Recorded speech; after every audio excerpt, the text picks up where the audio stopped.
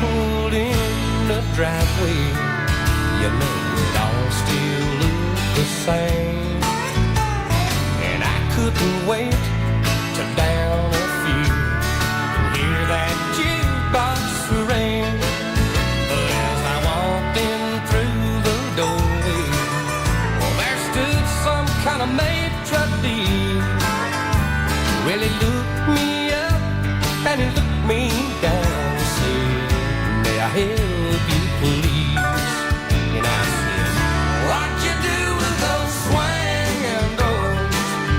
Where's the sawdust on the floor? Why's everybody wearing suits and ties? From where I stand, I can't believe my eyes. And whose idea was it to hang these ferns? This brand new bar don't have a single burn. I guess I'm somewhere that I don't belong. I need a jukebox with a country song."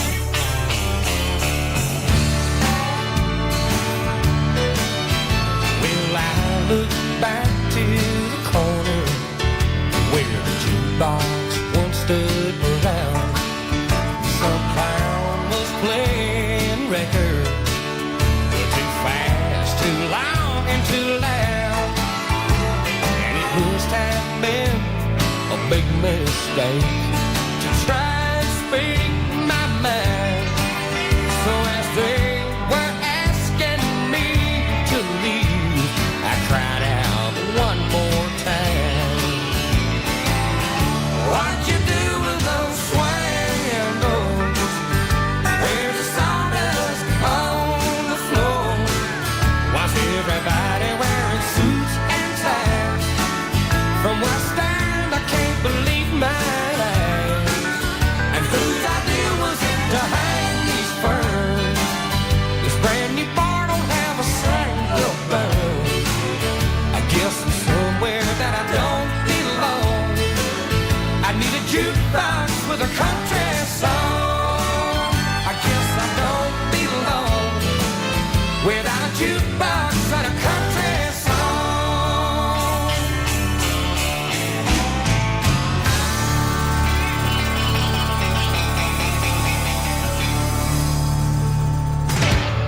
From the Hep Plumbing Studios, we want to be your plumber. This is WDKW, Maryville, Knoxville, 95.7 Duke FM, your home for Maryville Rebels football. It's game day and time for Red Rebel football on the Junk Be Gone Game of the Week. If you have stuff that you want gone, give a buzz to Junk Be Gone. He's going to go downfield. He's got a man. Touchdown, Rebels. Call the Maryville Fire Department. That boy's got a hose. The excitement's up. I think we go for the win right here. I think we go for the touchdown, push it out a little bit. It's going to be picked off. It's going to be picked off. House call for the defense. Touchdown, Rebels. Yo ho, yo ho, yo ho. How about them Rebels? Executing all three phases of the game, Wayne. Everybody stepping up. Pure leadership. Great outcome for the Red Rebels. These fine young men are about to write another chapter in the storied tradition of Maryville High School football. So tell Mama and them to get set for the Maryville Top Shot pregame show. And look out, because here come those Rebels on your home for Rebel Radio, 95.7 Duke FM.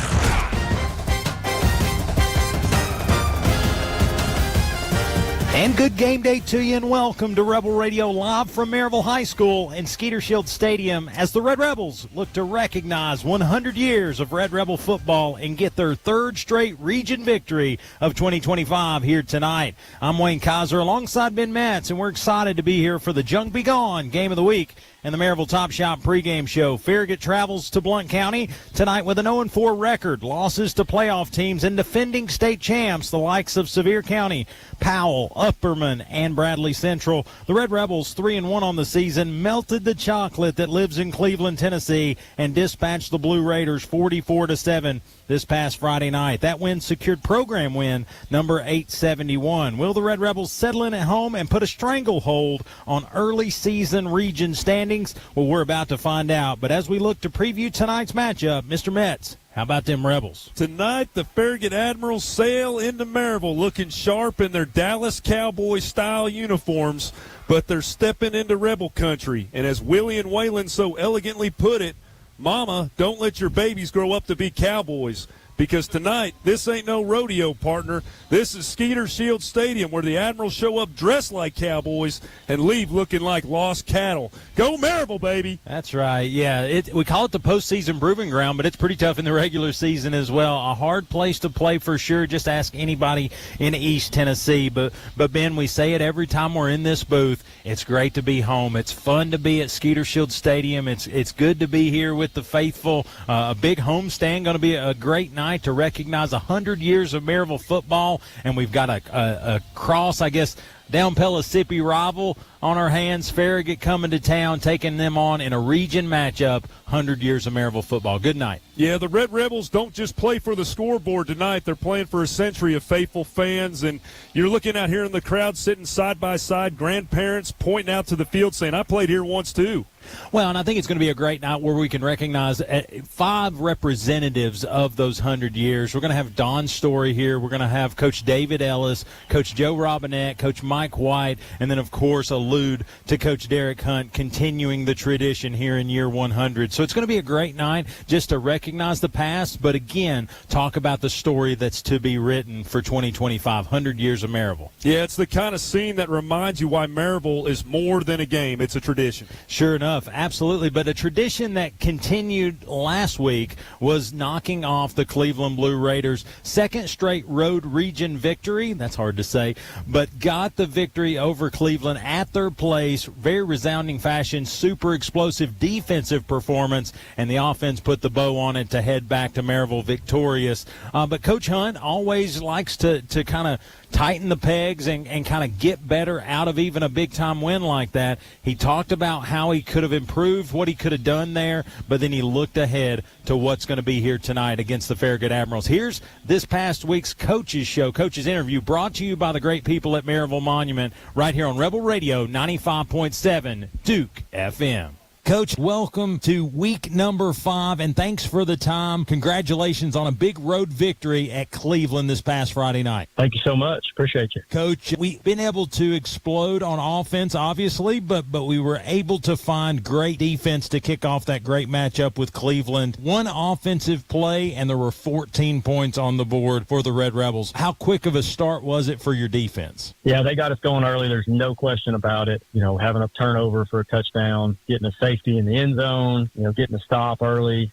They set the bar, set the standard high early, and we were able to match it for the rest of the first half. Shout out to Max Sear, obviously this past week's Print FX player of the game, but Mason Heltzel on the front and back end of that fumble turn touchdown as Mason was able to fall on it in the end zone. Yeah, really excited for Mason, man. He's a guy who's hung around and grinded, and now he's finding an opportunity and making the most of it. So that's so much fun to watch. 14-0 was the way the entry part of it started, but then your offense was able to actually get on the field and do what they've been able to do, which is just work their way down the field using both the run and the pass. And then in the second quarter, another explosive second quarter, and at the end of 2, Maryville's up 44-0. How big is it to have that level of a lead and pitch shutouts for what was then a 6 consecutive quarters of shutout football? Sure. Balance is key, and that's everything. And offensively, we were able to spread the ball around, which is awesome. And, I really feel like we're in a position right now on offense where teams are going to have to decide if they want to stop the run or the pass. And hopefully we're continuing to improve enough to where, we can take what they're giving us, because you've got to be able to do that at 6A at this level and the teams that we're playing. 55 total plays for 394 total yards of offense. Like we talked about, 208 on the ground, 186 through the air. So what do you take away from performances like that in an effort to improve each and every week? Well, obviously that was a good performance, but it wasn't great, just to be honest with you. Like, I think defensively we had a lot of big plays, and those guys played well. On the offensive side, though, we made a lot of mistakes. However, we were able to cover those up with some individual effort. But when you watch the tape and you play it back, you realize, man, never as good as it seems, And so you look at the score at halftime and the result of where we were. Obviously, it felt really good, and that was exciting. But when you watch the tape, and of course I knew it on the sideline, our offensive coaches knew it on the sideline at halftime, we really weren't as good as the score says, and that happens sometimes. And sometimes it's the opposite. Sometimes it feels like you're getting crushed and nothing's going right, but you're really one step, one play, one tackle away from everything being well. So, there's a lot. I say all that to say there's a lot of room to improve, and that's something that we're trying to do. And Coach, 5 penalties for 52 yards. Was that kind of excitement there, being kind of the farthest road game and the longest test there of the season, or was that just kind of the way the game played out? I think that's very normal when you go on the road. Different reffing associations, you have to try to adjust to who they are and the way they're going to call games. And some stuff gets called at home or away that won't get called at home. So, that's just the way it goes, but some of it is lack of focus, and there's that too. And Coach, it's hard to believe that we're entering week number 5 of this season. Seems like it took forever for week 1 to get here, and now we're nearing the halfway point of the regular season. 3 of your first 4 football games have been on the road. Yeah, it's always nice to be at home. There's no question about it. I think you just have a little bit more juice at home. I love road games. Not that I don't like being at home by no means, but I don't know. I enjoy going to other people's places and playing football games. But it's great to be back at home.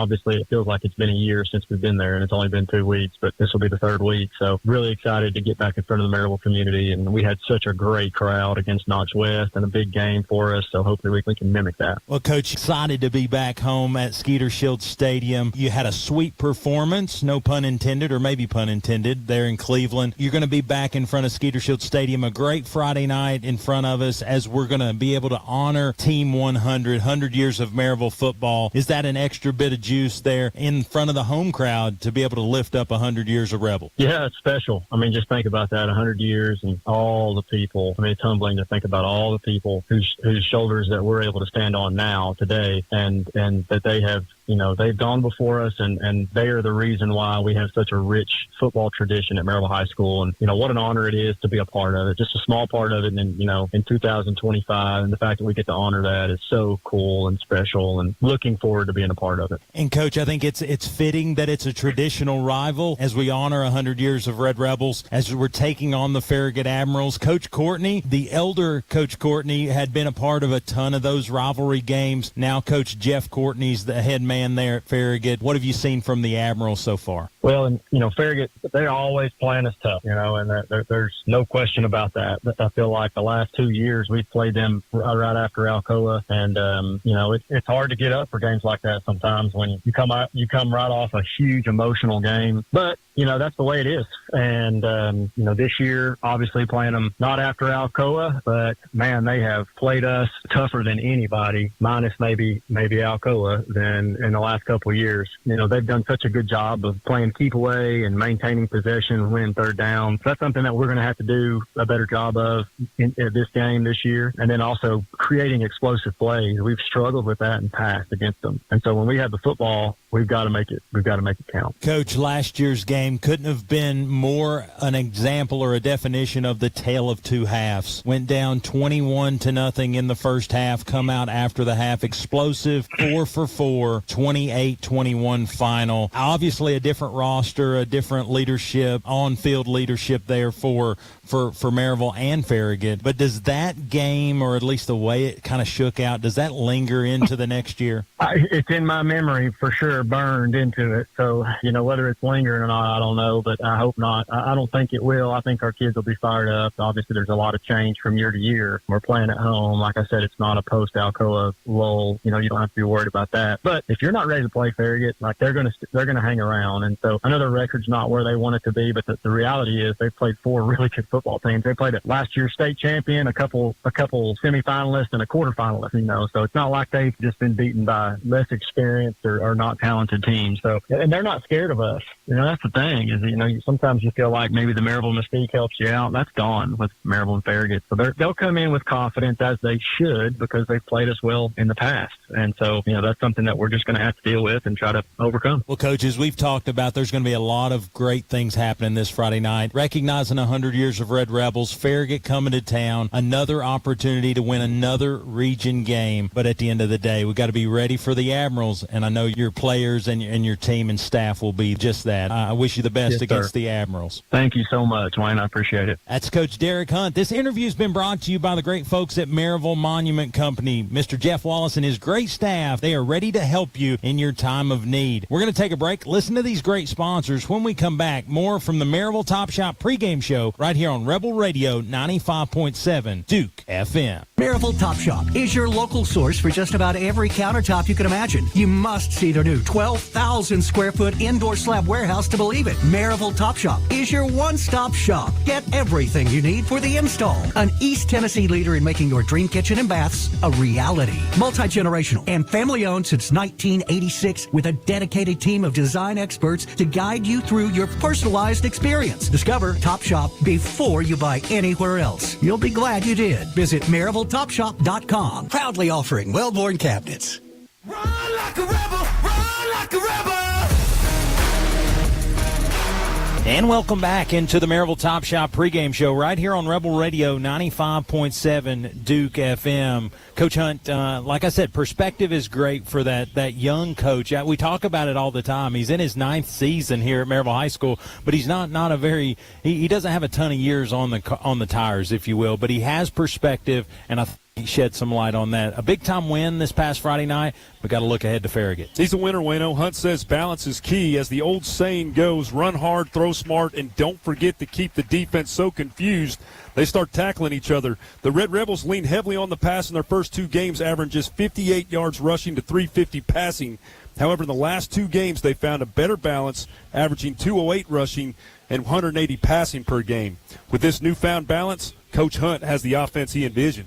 Well, talk about winners here at the Maryville Top Shot pregame show right here on Jim Renfro Field. They're honoring 5 winners of the 100 years of Maryville High School football. I'll take a page out of Craig Jutkins' script here, but I think it's well said, and I want to kind of pay homage great for these young men. It says, ladies and gentlemen, this season Maryville football proudly celebrates its 100th team. Over the years, the Rebels have built a tradition of excellence, countless wins, district championships, and state titles. None of that would have been possible without the leadership and service of some of the very best coaches in high school football. Tonight, in honor of the milestone season, we recognize 5 legendary Rebel coaches, men who spent decades developing players and mentoring young men. Together, these 5 coaches have given 142 combined years to Rebel football. Their teams have achieved an incredible 621 wins, just 106 losses, and 1 where nobody got to go home with the W. 1 tie. An 85% winning percentage across those years. Along the way, they've led the Rebels to 44 playoff appearances, 17 state championships, and 21 undefeated seasons. What a record for 5 guys. Yeah, guys who stitched their names into the very fabric of Maryville High School football. If you're listening at home, you probably want to know who those 5 guys are, so let's get to that. First, they talk about Coach David Ellis. Coach Ellis's career spanned 40 years, with the last 25 being right here at Maryville, where he recorded a remarkable 322-34 overall record. As Coach Brandon Waters has said a lot, we should not just look at those wins through those years. It's the lives he changed. Coach Ellis inspired and mentored countless players, leaving a legacy that cannot be measured. Coach Ellis, always thanks for what you've done. He talks to us a little bit, says he listens from time to time. Thanks for what you did on the field, Coach. Yeah, next up is a guy who is the heartbeat of Maryville High School football, started his career in 1978, and he is the voice of this program each week.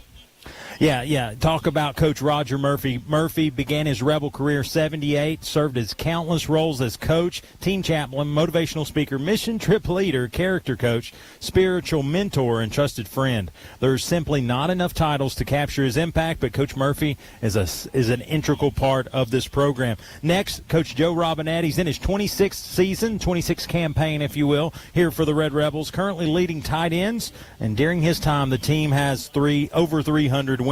More importantly, he's been a steady foundation for Maryville High School to not only build great players, but mentor great young men. Our 4th honoree is Coach Don Story. Coach Story coached the Rebels for 18 years, including 7 seasons as head coach. He was named Coach of the Year 5 times, led the Rebels to 3 state championships and 2 runner-up finishes, and is a member of both the Blount County Sports Hall of Fame and the Maryville College Hall of Fame. Coach Story, thank you.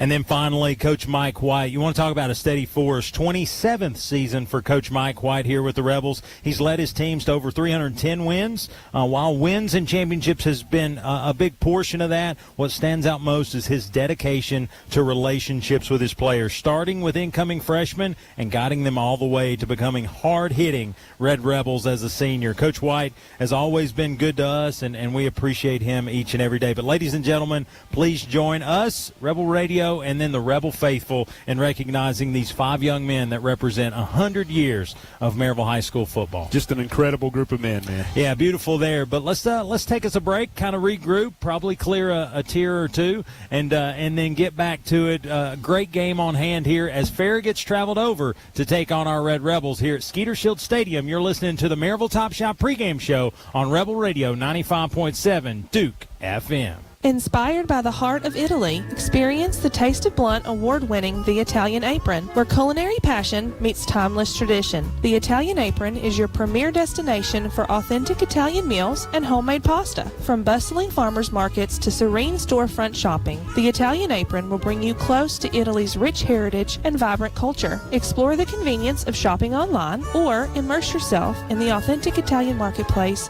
experience at La Cucina, the Italian Apron Marketplace in Maryville at 331 Whitecrest Drive. Join the Italian Apron community on Facebook and Instagram today.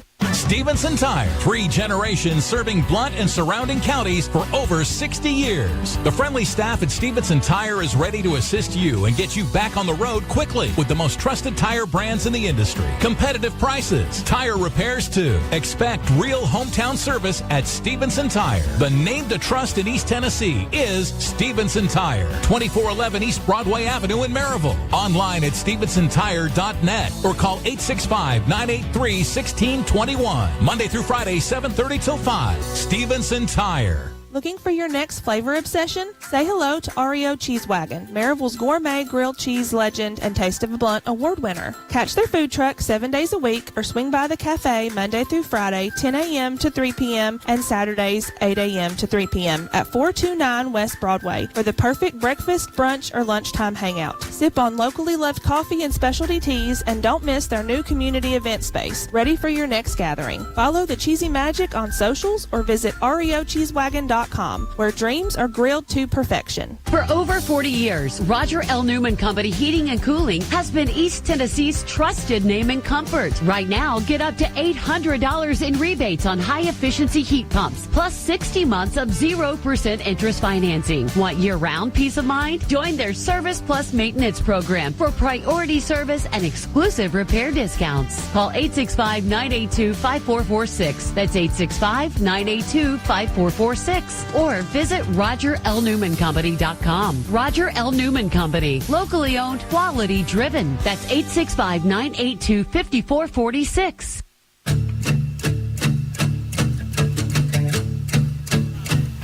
And welcome back into the Maryville Top Shot pregame show right here on Rebel Radio 95.7 Duke FM. I'm Wayne Kaiser alongside Ben Metz. The Marching Red Rebels and the alumni Marching Red Rebels just completed our national anthem, a great rendition. Again, what they do out there on the field is great when they're in high school, but to see all these alumni band members is really good to see. Dr. Leichman did an excellent job right there. As we celebrate 100 years of Maryville football tonight, we also pause to salute our veterans and the freedom they defended. On this week in 1787, our founders signed the Constitution.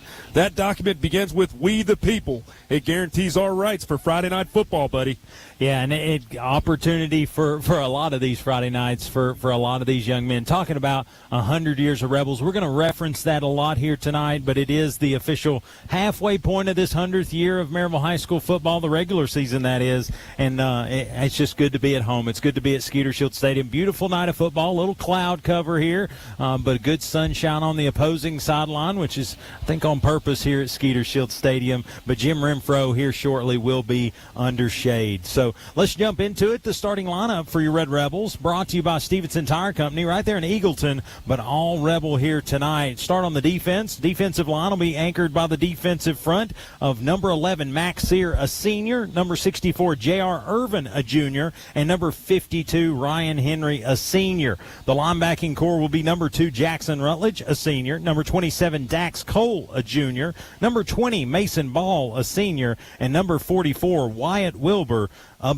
junior at the Bandit. Talking about the defensive backfield, the no-fly zone will be number 7, Bryson Barrett, and number 8, Ivan Vananda, both seniors at the cornerback positions, and number 17, Andrew Smith, a senior, and number 14, Chase Tucker, a junior, the safeties here tonight. A compassionate defense, one that likes to get up close and personal. Yeah, absolutely. I mean, you look at the game that Andrew Smith had last week against Bearden, and then it just permeates into the game against Cleveland. The offense, the offensive line is where everything starts. It'll be number 70, Nick Henderline, a senior, the center here tonight. The guards will be number 65, Gabe Skeeto, a junior, and number 66, Landon Marcus, a junior. The tackles on the left side will be number 55, Brody Smith, a senior, and number 56, Nash Stinnett, a senior on the right tackle position.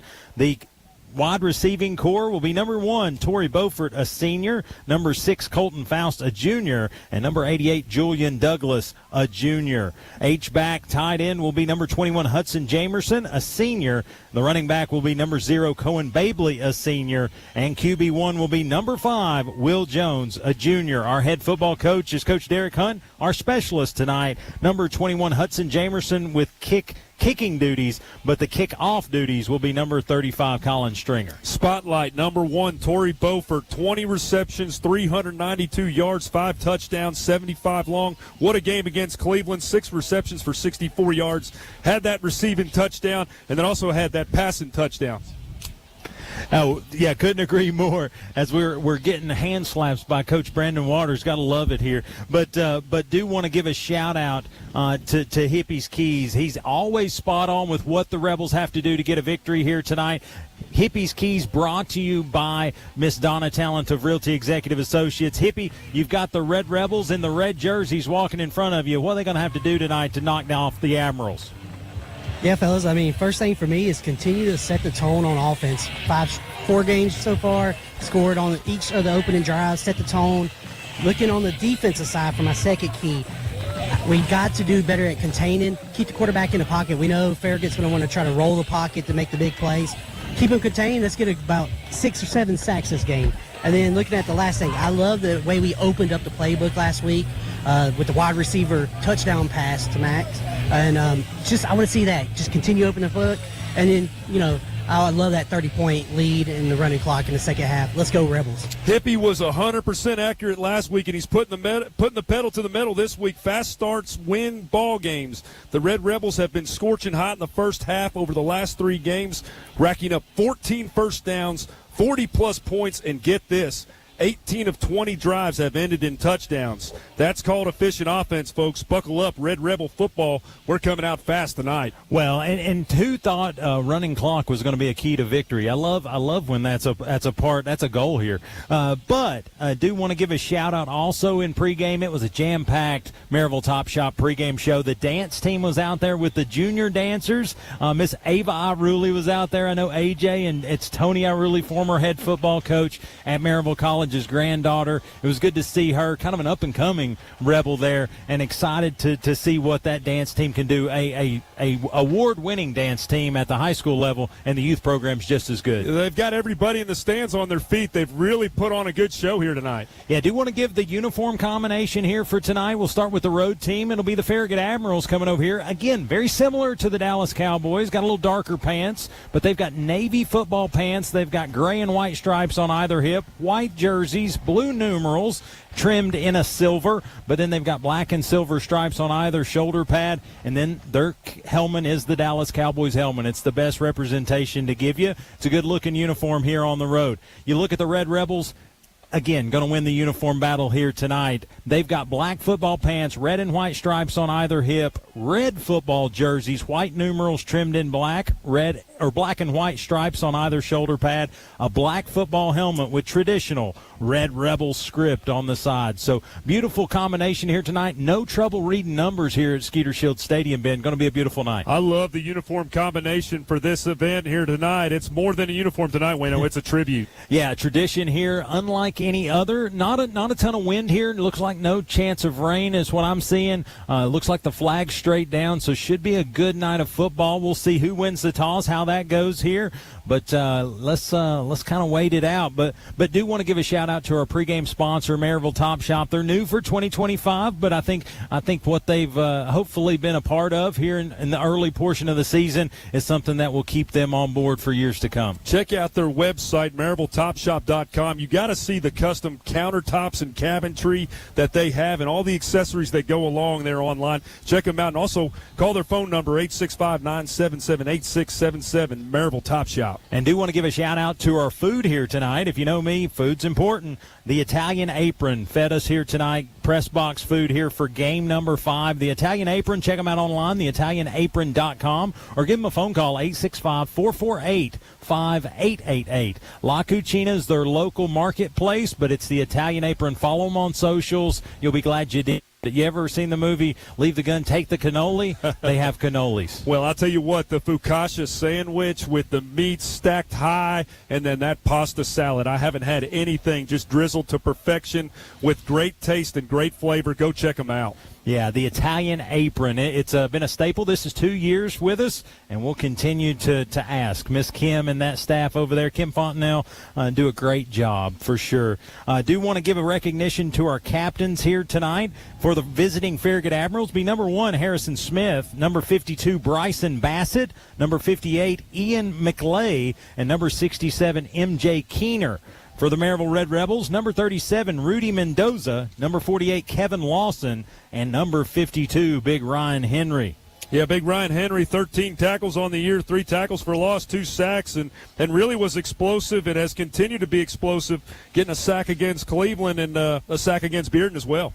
Yeah, it looks like the coin flip is a quick one. Farragut has won the toss. Maryville's going to get the football. Farragut defers to the second half. So it looks like that offense, that Red Rebel red-hot offense, is going to be out there first. Going to be interesting to watch Coach Courtney's defense. He likes to utilize a traditional 4-3 formation. He likes to bring pressure from his Mike linebacker, Connor Parris, and edge rusher, Owen Petoskey. Together they combine for 2.5 sacks. Watch that back end, Stephen Doubleday and Luke Dunkel. They've got 2 forced fumbles and 3 pass breakups on the year. And we are getting ready for the first Roger L. Newman kickoff of the night. Do want to try to get a little bit of a new wrinkle into our broadcast. We've got the names of our referees here tonight. Referee Rick Pope, umpire Adam Hopper, linesman Nathan Thurns, line judge Nicholas Renner, back judge DJ Porter, ECO is Larry Hunt, side judge Caleb McDonald, field judge Wyatt Smith. That's a great crew right there. Rick Pope, great guy. Yeah, and talk about DJ Porter. He serves his community in a lot of different ways. Looks like that's going to be the finish of the Maryville Top Shot pregame show. It's time for the Junk Be Gone Game of the Week right here on Jim Renfro Field. Farragut will kick away. It'll be number 37 kicking for the Admirals. That's going to be Ryan McHugh. Kick away, and it's football time in Maryville. Looks like Torrey Beaufort's going to take it from the 1-yard line quickly to the 15, 20, 25, 30, 35. He's got some grass, man. 45, 50, 45, stutter step, 40, and he is going to be taken down. Not easily, but into Admiral territory. 1st and 10 Rebels. Go ahead and bow up, Maryville. Yeah, what about came off the goal line and took it all the way to Farragut territory, 62 yards on the opening return for big number 1 for the Red Rebels. Got some good run protection about the 20-yard line and moved his way towards the Farragut sidelines. Had a lot of green grass over there at the 50. It's going to be on the far hash to open this first drive. Rebels are going to work left to right here on Jim Renfro. If you're thinking about it, they're headed towards Cedar Street. Will Jones and company is going to have a stack set to the right-hand side. It is going to be Colton Faust out wide left, a stacked-up Hudson Jamerson to the right side of the line. He's going to update the line of scrimmage, looks to the sideline. Lead tackler number 20 for the Farragut Admirals is Connor Parris, 30 tackles on the year, 1 pass breakup. Again, the guys in the back end got to look for Luke Dunkel and Stephen Doubleday in the back end. I think we've got a little bit of a clock issue, Ben. It's continuing to work. It's finally stopped, but it rolled off probably a good minute off the clock. So Will Jones brought his guys back into a small huddle, and I think they're checking batteries on the clock here. Yeah, and look at how they're setting up here. Number 16, Noah Hag, he's going to be your bandit linebacker, act as a fourth lineman, so to speak. And he's a guy that has been just an overall athlete. 24 tackles on the year, half a sack, 1 forced fumble, and 1 pass breakup. And also he's got a 40-yard pass. He competed for the quarterback job last year that eventually was won by Corbin Hobson. Yeah, it's going to be 3 down linemen showing for the Farragut Admirals, so we'll see how that stacks up against an offensive front that's protected Will Jones extremely well here in 2025. Similar formation, stacked to the right. It's going to be Colton Faust to the left. Will Jones will have his backer straight behind him. And he's going to hand it. No, he's going to flip it out. Going to get it to Torrey Beaufort. He's going to get across the 35, cross the 30, spin move, and he's going to get inside the 30-yard line down to the 27, and that is going to be 10 yards on play number 1. It's going to be a Twin City certified first down. Quick bubble screen out towards the Maryville sidelines, makes a good cut right there at the 35 and makes his way up past the 30. Tackle made by number 16, Noah Hag. Yeah, I'm not sure that Torrey didn't have 3 different sets of hands on him when he did the spin move, and it just broke all of them loose. I'm going to quickly break a small huddle. They'll have 2 receivers to the left, 1 to the right, and dual running backs in the backfield, Cohen Babley and Torrey Beaufort. Will Jones in shotgun. He's going to put Torrey in motion right to left. Now he's going to take the play action. He's going to give it to Hudson Jamerson across the middle and going to get another first down inside the Boyd Firm red zone down to the Farragut 12-yard line. Little deception play there. They move Beaufort into motion over towards the Farragut sidelines. Get a quick slant by Jamerson. Nice pass and catch. Tackle Harrison Smith. Flag on the play. Let's head down to Hippie for the Underground Connection Inc. explanation. Hippie, it what looks you like got? it's going to be a personal foul on Maryville after the play. It looked like there was some guys that was kind of locked up there on that offensive-defensive line. Didn't know which way that was going to go, but Mr. Rick Pope lets us know it's going to go against those Red Rebels. Unfortunate penalty right there. They were really moving on the drive. Going to have to recover from this. Best thing about that, Ben, it did happen on first down, so it's just going to be first and extended now. So let's see them step that off. It's still at the original line of scrimmage, so I'm assuming it's going to be first and a mile. 11 minutes on this first quarter clock, so just a minute into this matchup. Rebels already down to the – actually, they're just going to put it back at the 27, basically, I guess 15 from the end of the play, which equates to no loss. Good call. 2 receivers to the right, 1 to the left. Going to have Cohen Babley directly behind Will Jones. Torrey Beaufort in motion right to left. Will's going to watch him get set. Now he's going to check the defense. Takes the shotgun snap, play action, flips that to Beaufort. Beaufort's going to stutter. He's going to get across, and he's going to get across the line of scrimmage, but not much more. Maybe a yard on the pickup, Ben. It is going to be 2nd and 9. Had 3 tacklers out there in the perimeter. He made a shimmy right there and just lost his footing. Number 8, Luke Dunkel, gets credited for the tackle. Well, they're going to say no gain on that one, but I'm going to give Farragut a little bit of credit there. They stayed home. A lot of movement, a lot of motion, and Torrey's kind of a mark here because of his speed and athleticism. They stayed home with him, and it was a good play there. Yeah, he'll check out and then check incoming is number 88, Julian Douglas. Will Jones quickly breaks a small huddle. 2 receivers to the right and a stacked-up Max Sear to the left side of the formation. Now Douglas will go in motion right to left. Will Jones has Babley directly behind Will Jones. He's going to take the shotgun snap. He's going to give it to Babley this time, straight ahead forward, inside the 25-yard line and down to the 24. So it's going to be a 3-yard pickup on 2nd down. It'll be 3rd and 7, Ben. Just right up that left hash, working his way to the backers, and tackle made by number 1, Harrison Smith. 9:40 to go here in the first quarter. Still scoreless here. Rebels on their opening possession. If you're just joining us, we did recognize a great group of men here for the 100 years of Maryville High School football. It was a beautiful ceremony that hopefully leads into a really great game for the Red Rebels. Yeah, what a great pregame. Will Jones is going to get the line, and he is going to talk to him and step back into shotgun. He's going to wait on the snap. He's going to put Beaufort in motion out flat. He's going to look. He's going to pull it down, calls his own number. He's going to weave and dive and go down near the 20-yard line. They're going to say just picks up about 3 more yards. It's going to be 4th and 3 upcoming. Kind of a big decision here, just on the fringe of the Boyd Firm red zone, the 21-yard line, but it's kind of no man's land. Yeah, I think we go here. You know, the Red Rebels have an offense that's been able to sustain drives, 13 of 25 on these money downs, and it just continues to improve throughout the early part of this season. I think you put pressure on them for sure. Maybe a hard count, but we'll see what the team has dialed up here. Looks like Cohen Babley is going to get back in the backfield with Will Jones. He was out flat, and looks like Torrey Beaufort will take his spot. Will Jones in shotgun, a little jam set to the left side. Will's going to take the shotgun snap, quickly flips it to Beaufort. First down and more, gets to the 10-yard line, fights his way to the 5-yard line, and he is going to be down at the 5, Ben. What a play. Torrey Beaufort to Will Jones. It was like they were the old telephone game. Yo-ho, yo-ho, yo-ho! Yeah, it was great. Will Jones just threaded the needle, gave him a frozen rope, and Torrey Beaufort able to bring it in. Quick slant underneath and tackle made by number 1, Harrison Smith. It is going to be another Twin City certified first down. Sets up 1st and goal for the Red Rebels.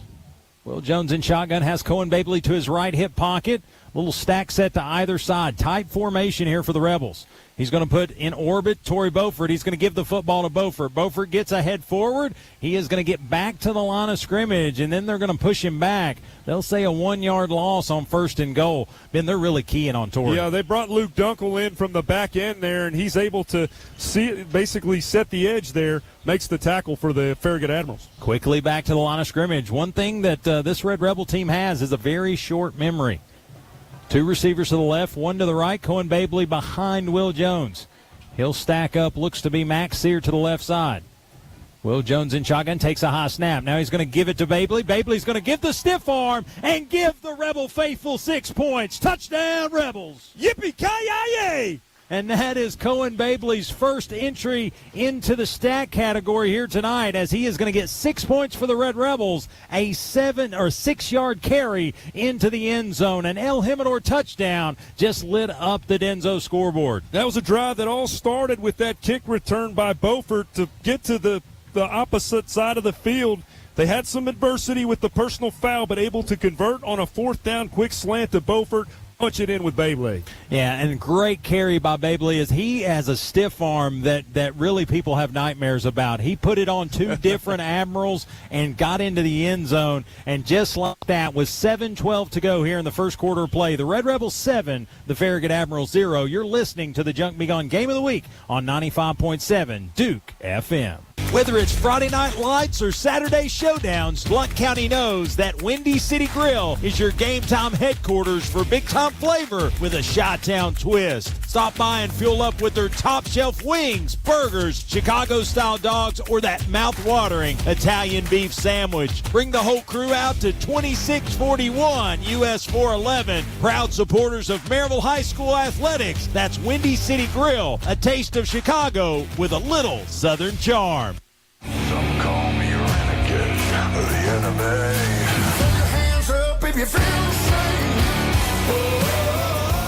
And welcome back to the Junk Be Gone Game of the Week, 95.7 Duke FM. 8 plays, 37 yards, 4 minutes, 48 seconds time of possession, and the Rebels lead 7-0. I'm Wayne Kaiser alongside Ben Mance. Ben, a lot of different Rebels saw the football, but at the end of the day, they got in the end zone. Yeah, Beaufort started it off with that big kickoff return, and then there was a little bit of adversity there, but able to capitalize on that 4th down with the quick slant to Beaufort, and then Babley finishes it off. Looks like Ethan Farragut will be the deep man for the Farragut Admirals. Colin Stringer does what Colin Stringer does, and he kicks it into the end zone. Touchback, and the Admirals will bring it out to their own 20-yard line. Just a booming kick by Stringer. He continues to just hammer that ball into the back of the end zone. We've got an injured Rebel down there. It's just can't get a number right now. Looks like it possibly could be number 24, Bo Wise. I don't want to speculate on that. Hippie, obviously a very critical opening series score right there. How'd the Rebels take that first score? Yeah, fellas, I mean, like you said, a little bit of adversity with that setback on the personal foul after the play. But a way to, just punch it in. I love the physicality right now that the offensive line is showing in this matchup. I don't know if you guys saw some of them big blocks, but, I mean, 2 of the safeties for Farragut at least got blocked 10 yards down the line from offensive linemen. Yeah, it's just it's going to be a physical matchup. It's 6A football. It's mid-season form. All those things are playing into what's going to be a really good night here. But looks like it is going to be number 24, Bo Wise. He is sat up on the far hash. The medical team checking him out, and he looks like possibly took a hit to the back, but he is walking to the sideline rather gingerly, but on his own power. It's good to see him get up and recover. He is a ferocious defender, an excellent tackler, so good to see him getting up. Well, and you want to talk about a team guy. We came down here, what was it, Monday night for the JV game, and he wasn't in when we were here kind of watching, but he was he was promoting his young guys. He was trying to help them and just really pump them up. Bo Wise is a player's player. Yeah, he comes from a good family. Mike Wise's dad is an excellent administrator at the junior high school, so I'm glad Bo's doing all right. Absolutely. Corbin Hobson, he is going to get to the sideline. So Corbin Hobson and Farragut's offense will get out there. He's going to be in shotgun formation. Looks like directly behind him probably will be number 14, Nathan Jacobs. He's going to take the shotgun snap, hands it to Jacobs. Jacobs going to go straight ahead and he's going to find, it looks like Wyatt Wilbur right there. He's going to be dropped in the backfield, 1 yard loss. How about number 27, Dax Cole getting in there? Sop Choppy Burr, baby. First play to get a Sop Choppy Burr. That's saying something. A 1 yard loss there, been 2nd and 11. Good play by Dax Cole, just slicing and dicing through the line of scrimmage, making a tackle there. Hobson's going to look to the sideline, quickly breaks a small huddle. He'll have 2 receivers to the left, 1 to the right.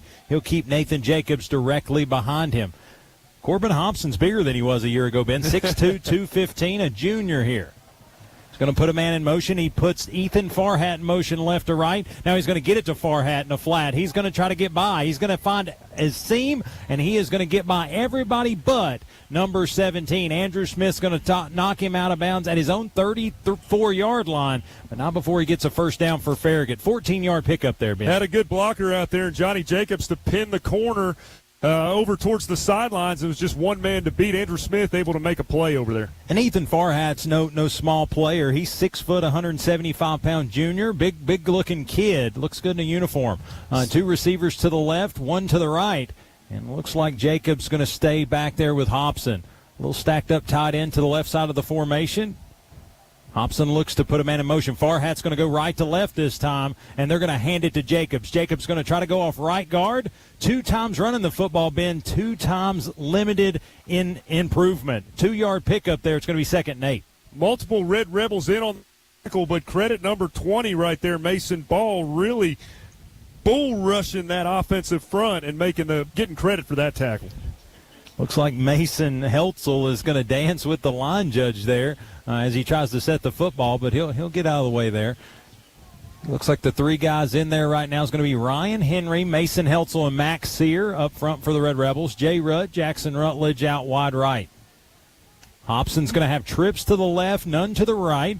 Jacobs in the backfield with him. Farragut with the football, trails 7-0 here at Maryville. Got to watch that number 45, Heatherly. High snap's going to get it to Jacobs, and Jacobs going to be dropped in the backfield. Huge drop there, and who's there, Ben? Number 20, Mason Ball. Mason Ball and number 11, Max Sear, get in there and make a tackle. Way to go, Red Rebels. Yeah, they're going to be generous and say no gain there, but maybe fought for it a little bit. It is going to be 3rd down, 6 yards to go, 4:46 to go in the first quarter of play. Rebels lead 7-0. Big 3rd down here for the Rebel defense. Hobson looks to the sideline. Now he's going to make an adjustment. 2 receivers to the left, 1 to the right. Nathan Jacobs straight behind Hobson's been there all night. 2-step, 3-step drops, going to try to flip it out and intended for Farhat, and it's going to hit the right hand and hit the green grass. Incomplete. And it's 4th down. Well, when he got to the stem of that route, he didn't get to the 45-yard line where he needed to be to get the first down. He cut it short, and I think that threw off the timing with the quarterback. Yeah, and I think there's a little bit of a upfront pressure there. The snap's been all over the place, high, low, and I think it's just throwing off, like you said, the timing of the route because quickly the Rebel defense is in the backfield. But that'll bring out pump formation for the Admirals. That's the first Delosier Auction Company defensive stop of the night. And credit Vananda out there. He was able to stop that route from developing. Pump formation, trying to get the number on the punter, but he will get it away. Close and pressure there, but Beaufort is going to have to call for and make a fair catch inside our own 20-yard line. They'll give him the 19-yard line, and that's where the Rebels will come out working again. And that Red Rebel defense just picking up where they left off in the Cleveland game. Absolutely ferocious at the point of attack. Looks like Julian Melindy is the punter here. They've got a really good place kicker, Ryan McHugh. But looks like Melindy is going to be the punter here tonight for Farragut. Out there and working, Will Jones breaks a small huddle. You have two receivers to the right, one to the left, Cohen Babley. The last receiver of a Will Jones handoff ended in a touchdown.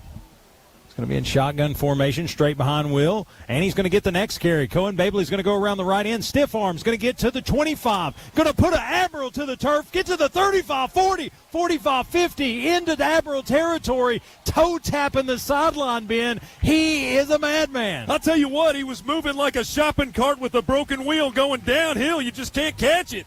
And eventually taken down by number 20, Connor Paris. 42 yards on the carry, and I don't know that he was 3 yards off the sideline any of those 42 yards. Great run by Cohen Babley, good physical running, and had the vision to get upfield. First down.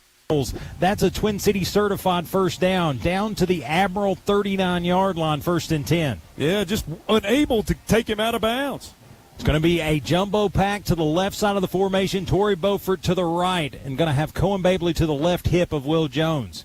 It's going to put Torrey Beaufort in motion. Pitch play to Torrey Beaufort. He's going to go left, get upfield. He's going to get across the 35, 30, 25, 20. See ya later. Torrey Beaufort, touchdown Rebels. He brought his toys with him. Yeah, Torrey Beaufort. Here's the deal. When he's even, he's leaving. Torrey Beaufort hits the end zone. Touchdown Rebels, and the Denso scoreboard just changed. How about that downfield blocking to allow Beaufort to explode into the open green grass? Great blocking up front on that run. That's going to be 2 plays, 81 yards on that series, and 2 just aggressive runs. Both of the handoffs happened behind the line of scrimmage, and 2 great athletes took 28 seconds to put 6 more points on the board, Ben. Look at that. Yeah, Beaufort's the kind of guy that can get yardage in the receiving game, the rushing game, and the passing game. Babley to hold, Jamerson to kick. It is up, Ben, and it is true. And with 3:48 to go here in the first quarter of play, the Red Rebels 14, the visiting Farragut Admirals 0. You're listening to Rebel Radio on 95.7 Duke FM. Locally owned Barnett Roofing, your hometown roofer for 20-plus years. Serving all of Maryville and surrounding areas. Certified as a GAF Elite Master Roofing Contractor, Barnett Roofing continues its reputation for attention to detail, fast service, and unmatched professionalism while offering you affordable roofing solutions. Call Barnett Roofing for free roof inspections, roof repairs, or to compare any quotes. Barnett Roofing, proudly serving their friends and family in Maryville and Blount County. The most affordable and dependable roofing company in the area, Barnett Roofing. Going down till the sun comes up. And welcome back to the Junk Be Gone Game of the Week, 95.7 Duke FM. I'm Wayne Kaiser alongside Ben Metz, and just like that, an El Jimador touchdown makes it 14-0 in favor of our Red Rebels.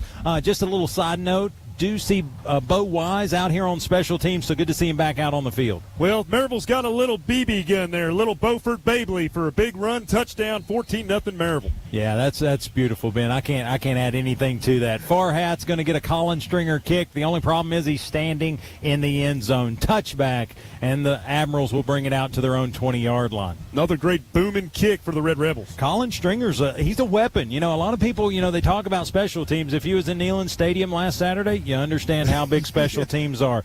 But I will say this, Colin Stringer has come in and at a 5'8", 160-pound senior, he knows his job, and he's doing it great so far this season. Impressive kicker. As Corbin Hobson will bring out his offense, he's going to have a big man in the backfield with him. Going to be Jackson Wilder, a linebacker wide receiver. And he's going to stack him up to the right side of the formation. Hobson's going to throw the football, and the big hands of Sticks, number 11, is going to knock it to the turf. Yeah, Max Sear able to work his way around that edge, get that paw up, swat the ball away. Yeah, Max Sear, this past week's Print FX Player of the Game. He skied for that one, had some pretty good hops on him. Yeah, 26 tackles, 4 tackles for loss, 2 sacks, 1 forced fumble, and 1 block punt on the year. And a partridge in a pear tree. Corbin Hobson's going to get back to the line of scrimmage. He'll have a bunch set to the right. He'll have one receiver to the left. He'll have Jacobs in the backfield. Jacobs going to get the carry. Goes off right guard, right tackle, and he is going to get the ball stripped out, and it is going to be recovered by the Red Rebels. Just rips in there and grabs the ball, rips it out. Oh, they're going to say he's down, Ben. But Max Sear, the ball-hawking defensive end that we know he is, came out of there with it, but no celebration because the whistle had blown. Yeah, got real loosey-goosey with the ball as he went up that right hash. Almost opportunistic, Max Sear. 3:27 to play here in the first quarter. Looks like coming out of that play, a little ginger is going to be number 7. That's Bryson Barrett for the Red Rebels. He's going to walk off on his own, but he will need help from the training staff as he gets to the sideline. Yeah, Bryson Barrett had an excellent game last weekend. 3 tackles, 1 tackle for loss. Really made some big plays over there in the back end that really prevented Cleveland from doing anything. Well, and here's the thing. Bryson Barrett, you don't hear his name a whole lot. You know why? Because people don't throw to that side. Yeah, they just shut it down. Yeah, he's your lockdown guy. Hobson's going to look to throw the football. Intended for Farragut. He was going to be at the line to gain. 3rd and long, turns 4th and long as it sails out of the intended hands of the wide receiver. Incomplete. Rebels turn them back. Another Delosier Auction Company defensive stop. Back shoulder pass at the first down marker there, number 44, Wyatt Wilbur on the coverage. It's one of those, he put a little too much juice on it, and it sailed on him a little bit. It looked like his receiver, probably 6'2". If he's 6'4", he might make that catch. 3 minutes, 6 seconds to go. Pump formation on for the Farragut Admirals. Looks like that's going to be Melindy, 41, for the Admirals. 5'9", 130-pound junior, nearly blocked by Wyatt Wilbur. But looks like it is going to take a bounce. Torrey Beaufort says, I want it. He's going to take it, get it at the 40-yard line, 45, and he is going to be slung out of bounds inside Rebel territory. It's going to be at the 47-yard line, nearly a horse collar tackle, but that looks like all jersey, bud. Yeah, the tackle's made there by number 20. This guy's played in this game quite a bit, Connor Paris, and it looks like that he was giving him the business down there on the sidelines. 2:51 to go here in the first quarter. Rebels on for their 3rd attempt at offense. Yeah, Beaufort just says, I want to stay in. Let's keep on playing. I think Beaufort, it's going to be hard to put him on the bench for sure. Looks like Kavon Carter's going to check out of the game. While they're in a small huddle, want to give a shout-out to Miss Janice, Mr. David, Mr. Scott. They delivered some sweet cookies tonight. I may or may not have already had 2 of them, but thank you so much. A proud member of Rebel Faithful, and we're proud to know Miss Janice and Mr. David. Absolutely delicious, and thank you so much. Proud to have you. Will Jones going to step back in shotgun. 2 receivers to the right, 1 to the left. Torrey Beaufort directly behind Will Jones. He's going to hand it to Torrey. Torrey goes right. Torrey gets across midfield. He's going to go right again, across the 40, across the 35, 30, backs his way inside the 30, and down to the Admiral 29-yard line is Torrey Beaufort. Torrey doesn't have an off switch tonight, Ben. Well, it's the burst of speed. He got past the 50-yard line, made a cut towards the Maryville sidelines, and almost shimmied his way past number 20 there, Connor Paris, but eventually gets taken down. It's going to be a 25-yard pickup for number 1 on the roster for the Red Rebels, a senior transfer that has fully assimilated to the Red Rebel faithful. He's a fun member to watch. Yeah. Checking in for the Red Rebels going to be number 4, Cam Porter. He's going to give Torrey a break here. He's going to be directly behind Will Jones. Got 2 receivers to the left, 1 to the right. Will's going to take the snap, and he's going to look to throw left. He's going to have a man, and looks like up and out, turned up and in, and just not on the same page. Going to be an incomplete pass. Looked like some miscommunication between the quarterback and number 6. That's Colton Faust. He ran a bang 8, and looked like it was supposed to be a deep out route. Yeah, it's going to be 2nd and 10, kind of the first incompletion of the night. Really, most of this night has been handoffs to some electric running backs, but 2 minutes to go here in the first quarter. Rebels will reset 2nd and 10. And compliments to Will Jones. He had man coverage out there. Close hash. It's going to be Will Jones in shotgun. Cam Porter directly behind him. He's going to quickly give it to Cam Porter. Cam's going to find his way. He's going to get across the 25-yard line. He's going to get to the 22-yard line, and he's going to get stacked up and pushed back, and it'll set up 3rd and 3. Tackle made by Mason Apalategui. And let me just tell you, man, it's good to have Cam Porter back from injury. What an impressive night the other night in Cleveland.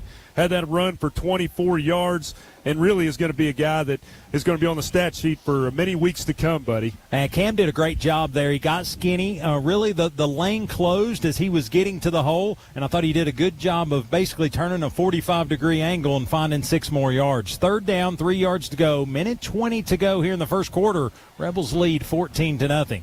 Cohen Babley checks back in at running back. He'll be straight behind Will Jones. Julian Douglas stacks up to the right side of the formation. Snaps had. Cohen Babley with the football. He's going to get the first down and more. He's going to get inside the 15-yard line down to the 14, and it's going to be a first down. Rebels, a Twin City certified first down. Well, running in between the guards right here, there might be a flag on the play, Wayno. Well, looks like the flag should be after the play, but we'll see how they assess it. Hippie, what are you seeing down there? Yes, I think they're calling the flag on the Admirals for ripping off the helmet after the play was dead, but looks like they are now trying to decide if it's going to be on both teams or just on the Admirals. Well, that's interesting.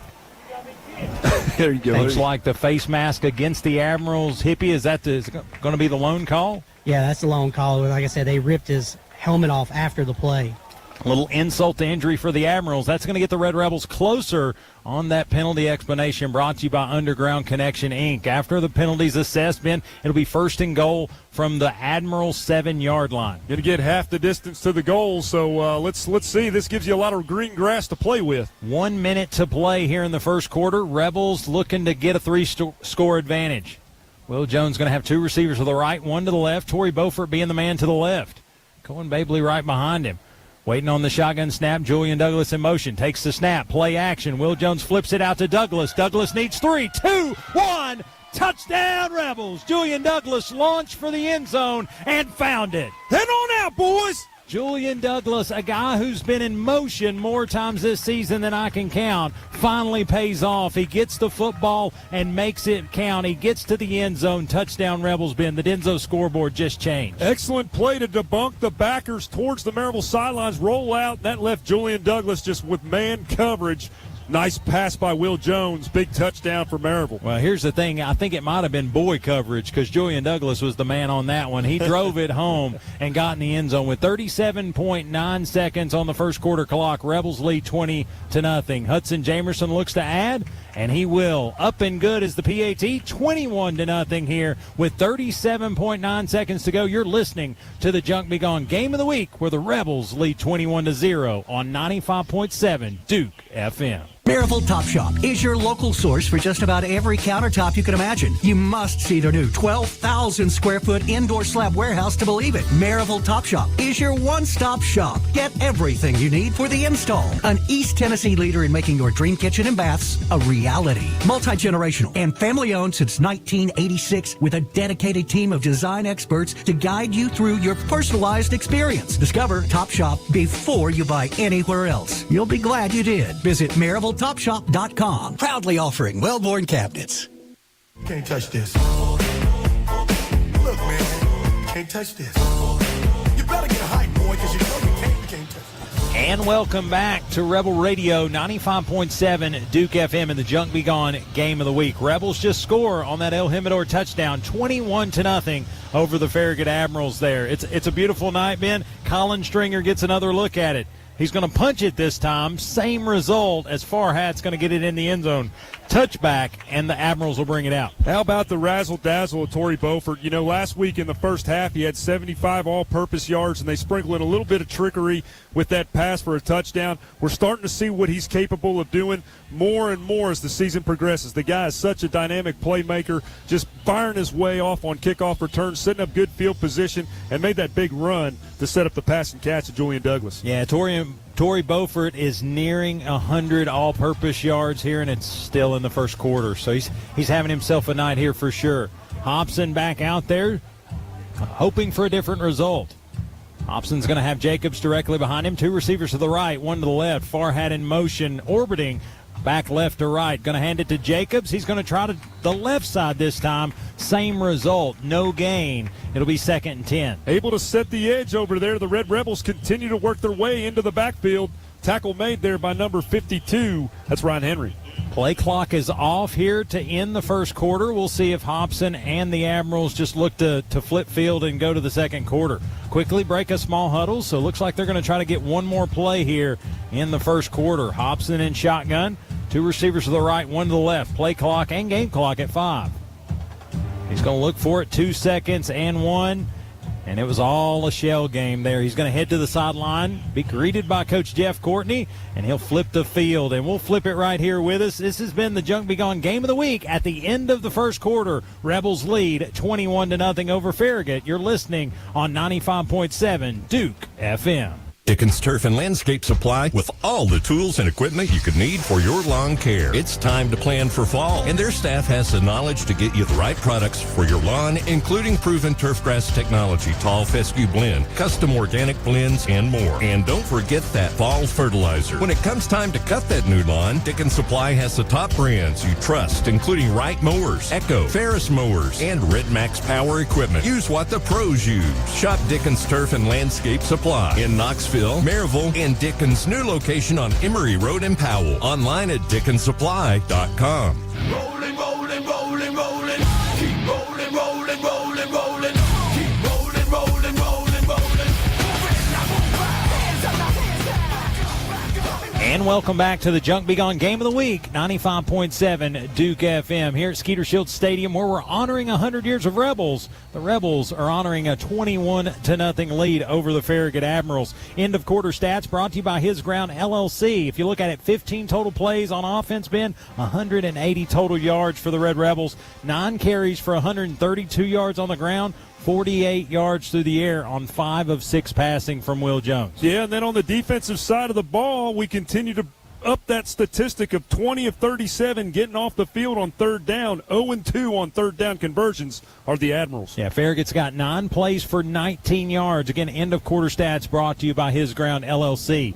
Hobson's going to flip field. He's going to go left to right. He's going to look for his intended receiver. Looks to be number 10 out there in the flat. That's Max Garfield, and he needed 10 men, got 11. That's a big receiver out there, and he is 6'1", 190, but played big right there. A first down for the Admirals. Rightfully so. We gave the cushion out there, and number 7, Bonanda on the coverage. Deep out route, Bonanda on the coverage.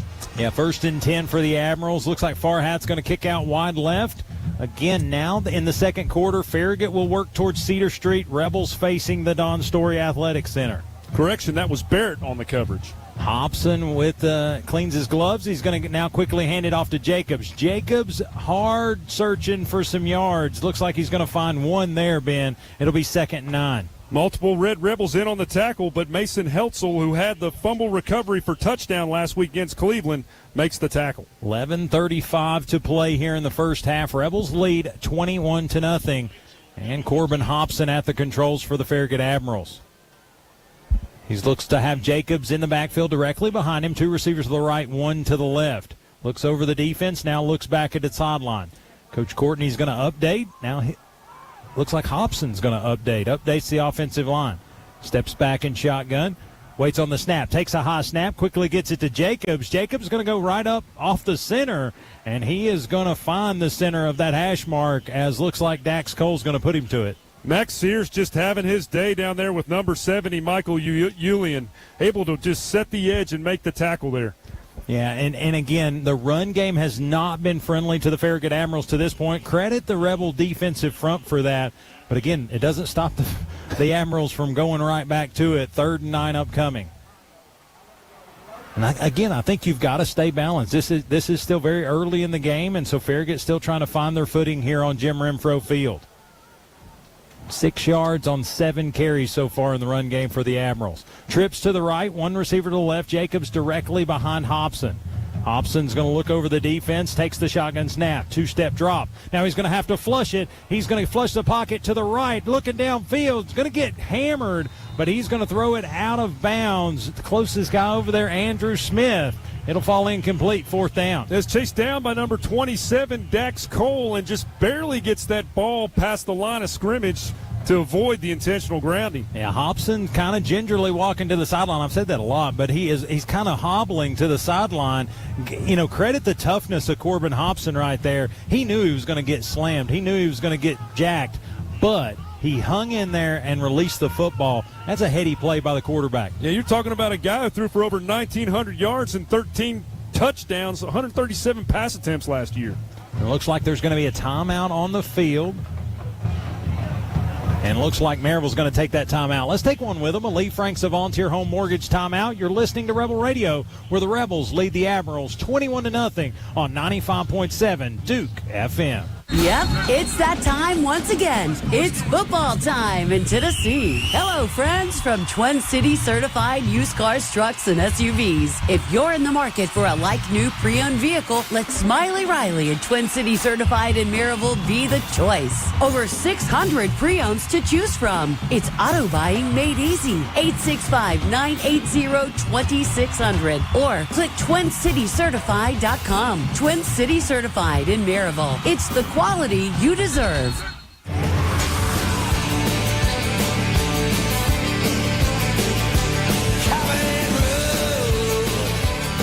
And welcome back to Rebel Radio in the Junk Be Gone Game of the Week, 95.7 Duke FM. I'm Wayne Kaiser alongside Ben Metz. Rebels lead 21-0, Mr. Ben. 10-12 to go here in the first half of play. And the Admirals out of the timeout will bring the punt formation out. It'll be Melindy, the 5'9", 130-pound junior, to punt this one away. We'll kind of see what happens. It's actually going to be a fake, and it is going to be number 16. That was going to be the throw guy, Noah Hag, and it is sniffed out, and it is dropped. It is going to be a turnover and a desperation play that yielded nothing for the Admirals. Interesting play call there by Coach Courtney. I guess he's feeling a little bit helpless right here, trying to change the momentum of the ball game. Feels like this is early enough to try something. Hippie obviously going to quick flip down there to you. Kind of thought that was in the cards, but didn't see it after they got in formation. Noah Hag, nowhere to go with the football. Yeah, that was a smart timeout because we saw the formation. It looked like they were going to go with the fake. I'm surprised they went on the second attempt. Yeah, well, it proved to be a Delosier Auction Company defensive stop, turning them back. And Will Jones going to have trips formation to the left, one receiver to the right, Cam Porter to his left hip pocket. He's going to look over the defense. He's on the Admiral 32-yard line, and he is going to play action to Cam. Quickly gets it out to Colton Faust. Colton Faust going to try to get free, and the Admiral's going to get it pretty covered up and going to drop him in the backfield. Looks to be a yard loss on the play. Yeah, Noah Hag was able to get past his blocker there and make the tackle. Under 10 to play here in the first half. Rebels lead 21-0 after being gifted a turnover on downs from the Admirals. They sit at the Admiral 33-yard line, 2nd and 11.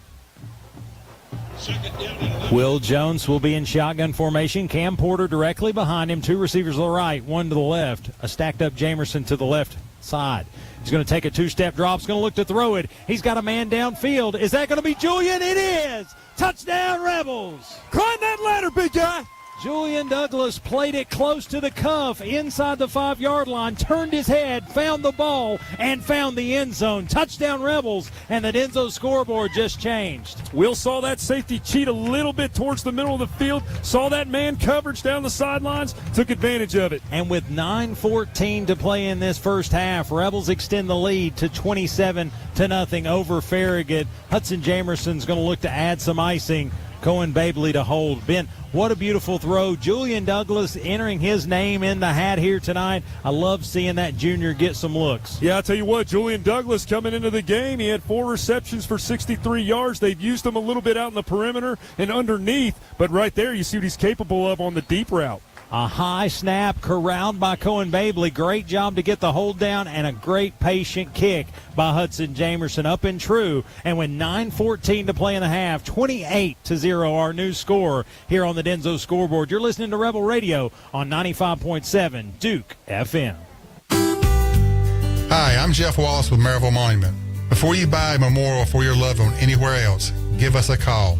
This goes for anything in granite, bronze, or marble. While we've been in Maryville for over 100 years, we service all of East Tennessee. My team provides quality craftsmanship at the most affordable prices and fastest turnaround time. Do not be taken advantage of during life's most challenging moments. Give us a call at 865-983-3192. Get low when the whistle go.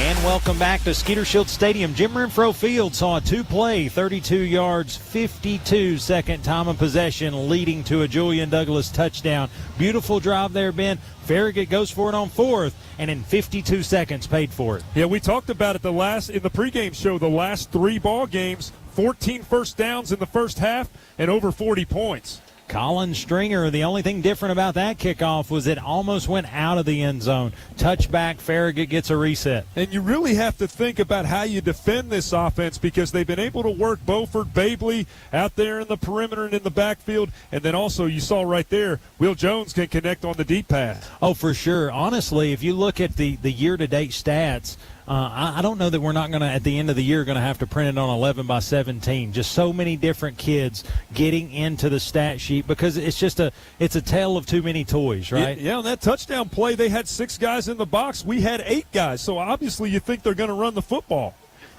Hobson's going to be in there. Looks like he's going to have a new backer into the game. Takes the shotgun snap. New backer's going to get the try. 25 with the football. That is going to be Ashton Riffer, and he's a defensive back on the roster, but 6 foot, 165 pounds off left guard is going to pick up 2 yards. I'll tell you what, we need to get some carnival food for number 20, Mason Ball. You know, corn dogs and funnel cakes. I mean, that guy's hungry. Scratch that. That's going to be number 26 for the Admirals, Carter Collier. He's 5'8", 155 pounds. So I was 10 pounds off. I'll go for some corn dogs and funnel cakes. I had to move on. Ben. Corbin Hobson's going to check the play at the line of scrimmage. Looks at the sideline. We'll update the offensive line. He'll have one receiver to either side. He'll have Collier in the backfield. He's going to hand it to Collier again. He's going to go left side again, and he's going to pick up 2 yards again. He's going to get across the 25 out. They're giving the 26, and looks like it'll bring up, they're going to give him 3 on that play. It's going to bring up 3rd and 4. Yeah, Mason Ball initially in on the tackle, but also it was cleaned up there by number 44, Wyatt Wilbur. Yeah, just flying to the football for sure, but Collier has been a touch of life here for Farragut as the previous back had not been able to break through that initial line of scrimmage. 3rd and 4 upcoming. A eerily similar spot to where we were maybe 2 minutes ago. Corbin Hobson looking to the sideline. He continues with one receiver to either side, a stacked up tight end to the left side of the formation. Looks like some talking happened on the defensive front. Hobson looks to throw across the middle. He's going to have a man, and he caught the defense behind the defense. That's number 10. That's Max Garfield's going to get free, and he's going to scamper for a touchdown. Again, I think Ivan Vananda saw that play developing, just couldn't get the communication out there. Hobson delivers a good ball across the middle of the field, and Garfield behind the defense had nowhere to go but the end zone. Yeah, you said it, Wayne. He tried to hand it off to the safety right there at midfield, and unfortunately the receiver got behind the safety on the deep post route. And again, good job by the Rebel defense chasing him the entire way. Got to him, just couldn't get him down. But Farragut strikes here for the first time tonight to make it 28-6. 7:31 on the clock, and they've found a little breath of life. That's going to be McHugh for the extra point attempt. Looks like the holder will be Noah Hag. The hold is down. The kick is up. And the kick is true. And so with 7:31 to go here in the second quarter of play, Farragut gets on the board, makes it 28-7 in favor of the Red Rebels. You're listening to the Junk Be Gone Game of the Week, 95.7 Duke FM. El Jimador Mexican Grill, a Blount County tradition for 20 years. El Jimador Mexican Grill is fast, filling, and fantastic Mexican food at a fair price. Come to El Jimador Mexican Grill for daily lunch specials Monday through Saturday from 11 till 4. Dine in for a great dinner with family and friends, or call ahead for takeout anytime. Open Sunday through Thursday till 10, Friday and Saturday until 10:30. Your fiesta awaits at El Jimador Mexican Grill, 1705 East Lamar Alexander Parkway in Maryville. Call 865-681-6040. El Jimador Mexican Grill, a proud sponsor of Blount County Sports. All roads lead to another road. Marin engaged rebels and road. Oh, come on. And welcome back to the Junk Be Gone Game of the Week, 95.7 Duke FM. 3 plays, 80 yards, 1 minute, 43-second time of possession. Farragut strikes. They finally get on the board, Ben, and by way of a big Max Garfield catch and score. Yeah, Max Garfield got the separation on that deep post route and able to get that window. Hobson hits that pass perfectly in stride, and an unfortunate touchdown. against the Red Rebels. Yeah, kind of rare air there for the Rebel defense, as that's not typically a broken situation very much for this defense. Don't think it's not going to frustrate them, and watch them come back out here and play stronger football. But it is going to be, looks like McHugh to kick that one away, and we'll see if Beaufort gets a look at it. Looks like he's going to take it. No, the back heel. He wanted to bring it out of there, but as he set to catch the football, that back heel touched the end zone, and Mr. Rick Pope, the white hat here tonight, caught it and called the touchback. Yeah, you could tell Beaufort is very psyched up. I mean, he wanted to take that out of the end zone. And again, the Rebel offense coming out here had a blemish-free side for the Admirals, but now they've got just a 21-point advantage. And Will Jones, we'll see if he can't quickly put that one back to it. 7:31 to play here in the first half. Rebels lead 28-7. Beaufort's going to be out wide left in the formation. Going to have Colton Faust to the right. Looks like a stacked-up Hudson Jamerson and Julian Douglas to the left side of the formation. Cam Porter behind Will Jones.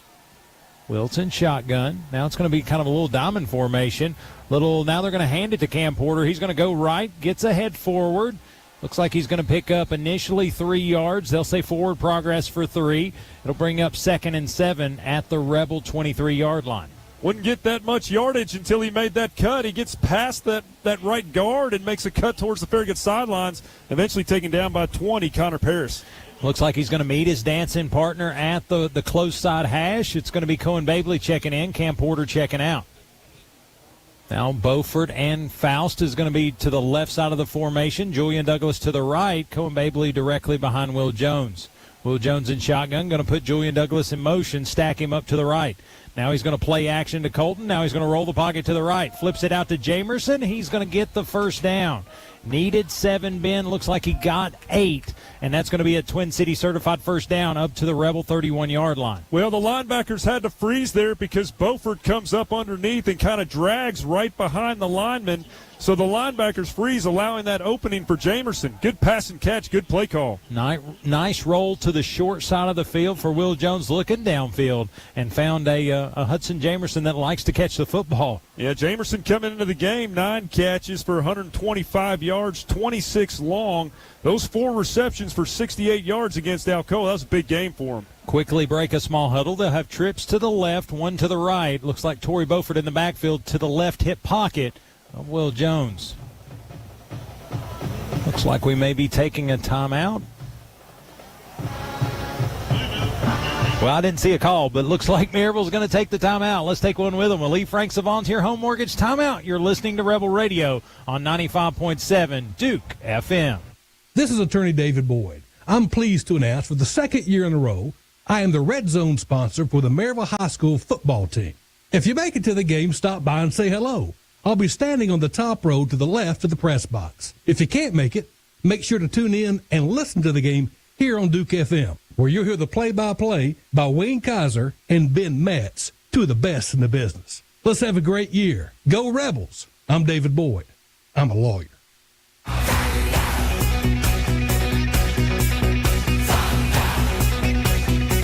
Welcome back to the Junk Be Gone Game of the Week, 95.7 Duke FM. Back out of the timeout. We're down on the sideline with Chris Hips. Chris, fresh set of downs for the Rebel offense.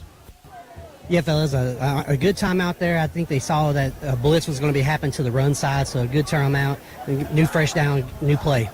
Will Jones going to take the snap, gives it to Torrey Beaufort. He's going to find right side action. He's going to get ahead forward, gets across the 35-yard line, and they're going to give him forward progress, looks to the 37. And that's going to be a nice pickup of 6 on first down. It'll be 2nd and 4.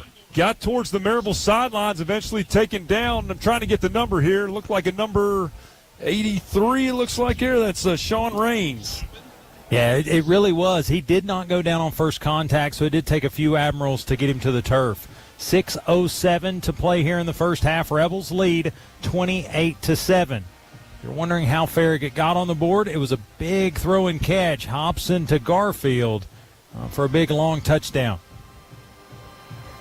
Beaufort in the backfield, trips to the left. Now they're going to put Julian Douglas in motion left to right, stack him up at the right tight end.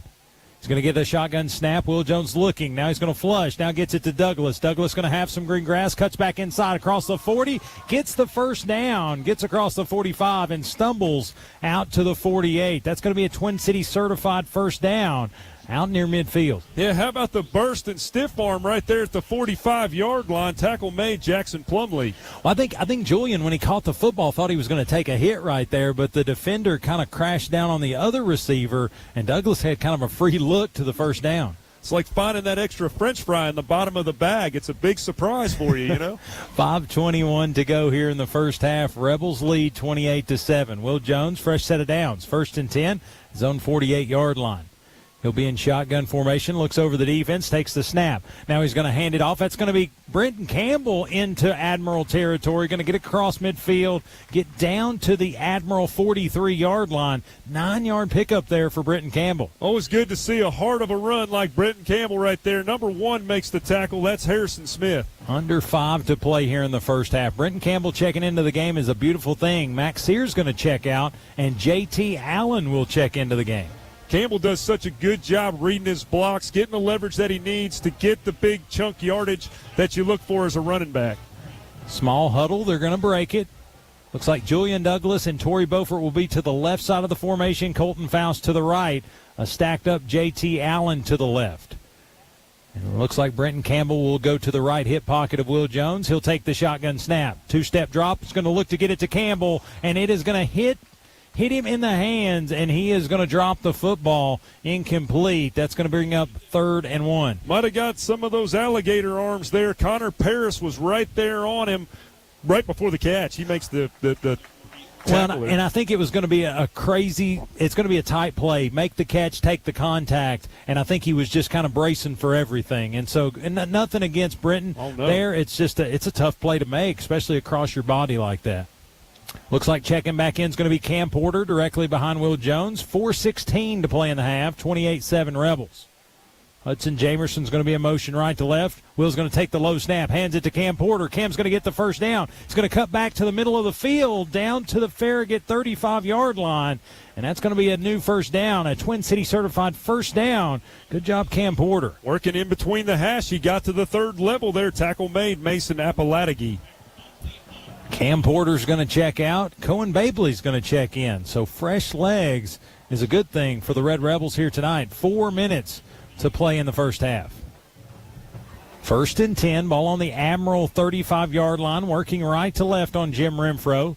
We're heading toward Don Story Athletic Center. Will Jones updates the offensive line, steps back in shotgun. He's going to have Cohen directly behind him. Looks like a stack set to the left and a wide left Torrey Beaufort, who's going to kind of squeak in here after Will calls the motion. He's going to take the shotgun snap, looks to the left. Now he's going to roll the pocket to the right. A lot of green grass. He's going to look to pitch it up. Jamerson with the football in and out of his hands, and it is going to be incomplete. Will saw all the motion going to the left side of the formation. Jamerson squeaked out backside. Had a good defender on him, and Will floated a nice ball just in and out of his hands. They had man coverage on that corner route, and it was really close to being caught. Defended well by Farragut. Yeah, I thought Farragut did a good job keeping pressure, but not getting the PI. It really was a good defensive play there. Looks like Mac's going to check out. Max Sear, that is. And they'll quickly break a small huddle. Looks like they're going to have dual running backs in, Torrey Beaufort and Cohen Babley to either side of Will Jones in shotgun. 2 receivers to the left, 1 to the right. Will Jones looks over the defense, waiting on the shotgun snap. Going to put Beaufort in motion right to left. Now play action to Babley. Now he's going to roll the pocket to the right, looks to throw. He's going to get it complete to Cohen Babley, and they are going to push him out of bounds. I thought they drove him into the ground out of bounds. No call, and it looks to be 3rd and 8. A lot of people chatting out there on the sidelines. Number 20 there, getting coached over there by Coach Courtney. That's Connor Paris. Yeah, my cup may be half empty on this one, but yeah, he got kind of drove into the ground over there out on the sideline. Yeah, Coach Courtney was not happy with him after that play. Looks like the defender might have got the worst of that deal. They are going to tend to him on the sideline, and so looks like both teams are going to go to their own respective sideline. Ben, it's a tough play, and especially on that sideline, it's not near as soft as the middle of the field. Yeah, and with everything going on in this game being what it is right now, 28-7, you're seeing a lot of emotions out there. Super emotional game for sure. But Hippie, let's go down to you again. A physical game, an emotional game. But I feel like the Red Rebels right there showed a good bit of sportsmanship, just getting off the sideline, kind of letting the people tend to the Farragut player that's down. Yeah, and I mean, it did look like a late hit. They looked like they pushed when, but good play by Maryville offensive line to get over there to protect their guy and not get a personal foul. Do not retaliate or give yourself backed up another 15 yards. Yeah, it's going to set up a 3rd and 9 here on the next time by. Rebels back out there on offense. Looks like it'll be Cohen Babley to stay in there, running back. They'll have 2 receivers to the left, 1 to the right. A stacked up Hudson Jamerson to the left side at tight end. Will Jones going to update the running back. Now he's looking over the defense. Cleans his hands, going to take the shotgun snap. 3-step drop, wants to throw. He's going to throw across the middle, and it's going to get to Julian Douglas, and he's going to high step out of the tackle and into the end zone. Touchdown Rebels. Julian Douglas unapproached and gets into the end zone. Will Jones says, "Say hello to my little friend." Yeah, well, Julian Douglas is anything but a little friend, but Julian Douglas just had the next El Jimador touchdown. He kind of high-stepped out of the tackle there, Ben, the only guy that was within 10 yards of him at the 10-yard line. And then the rest of it was all Julian. All those pictures are going to look like he was on the field by himself. And that's just another wrinkle that defensive coordinators have to plan for each week. And with 2:53 to go here in the Junk Be Gone Game of the Week, the Denso scoreboard just changed. Cohen Babley to hold, Hudson Jamerson to attempt, up and true. And with 2:53 to play in the half, 35 for the Rebels, 7 for the Farragut Admirals. You're listening to Rebel Radio on 95.7 Duke FM. This is Lee Franks with Volunteer Home Mortgage, your home-owned mortgage broker in Maryville. We're local folks supporting local kids, just like Volunteer Home Mortgage helps people all over Tennessee with all their mortgage needs. If you're looking to buy or refinance your home, go local. I'm Lee Franks with Volunteer Home Mortgage, just down the street from Shields Stadium at 1033 West Broadway. Or call me at 865-238-7500. That's 865-238-7500. Or text volunteer to 33655. NMLS number 1641325.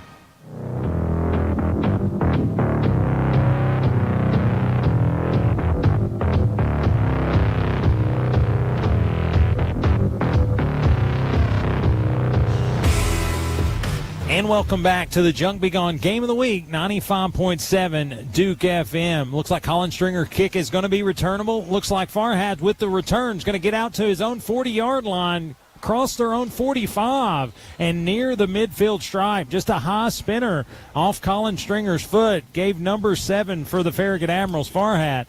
Gave him the opportunity to come up and take that one. Tackle made by number 30, Jonas Williams, near midfield.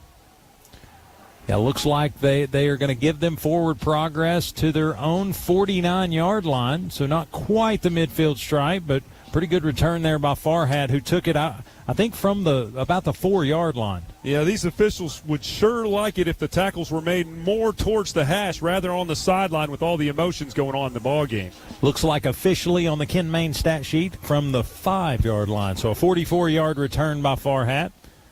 Hobson in shotgun formation, 2 receivers to the left, 1 to the right. Looks like Jacobs is going to be back in the backfield with him. He's going to put a man in motion. That's going to be Farragut, left to right. Hobson takes the snap. Now he's going to hand it to Jacobs. Jacobs going to be met in the backfield and dropped in the backfield. That's going to be a huge loss. 2-yard loss is all they count, but he was farther back than that. Mason Ball goes sop, choppy, burn in the backfield.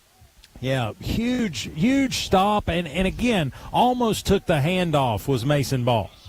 What a tackle. Way to work his way through that point of attack and bring the running back to the turf. 2:15 to play here in the half. Farragut backed up on play number 1. It'll be 2nd and 12. It is going to be shotgun formation. Straight behind is going to be Jacobs. Trips to the right-hand side. Hobson is going to quickly hand it off Hobson probably glad to hand that one off. A lot of Rebels in the backfield, and looks like Collier was the running back on that one. Carter Collier, 5'8", 155-pound sophomore, is going to get one of those lost yards back. It'll be 3rd and 11. Initial tackle there, 44 Wyatt Wilbur. I tell you what, he's really come on. 30 tackles coming into the game, one tackle for loss, and he had a fumble recovery this season.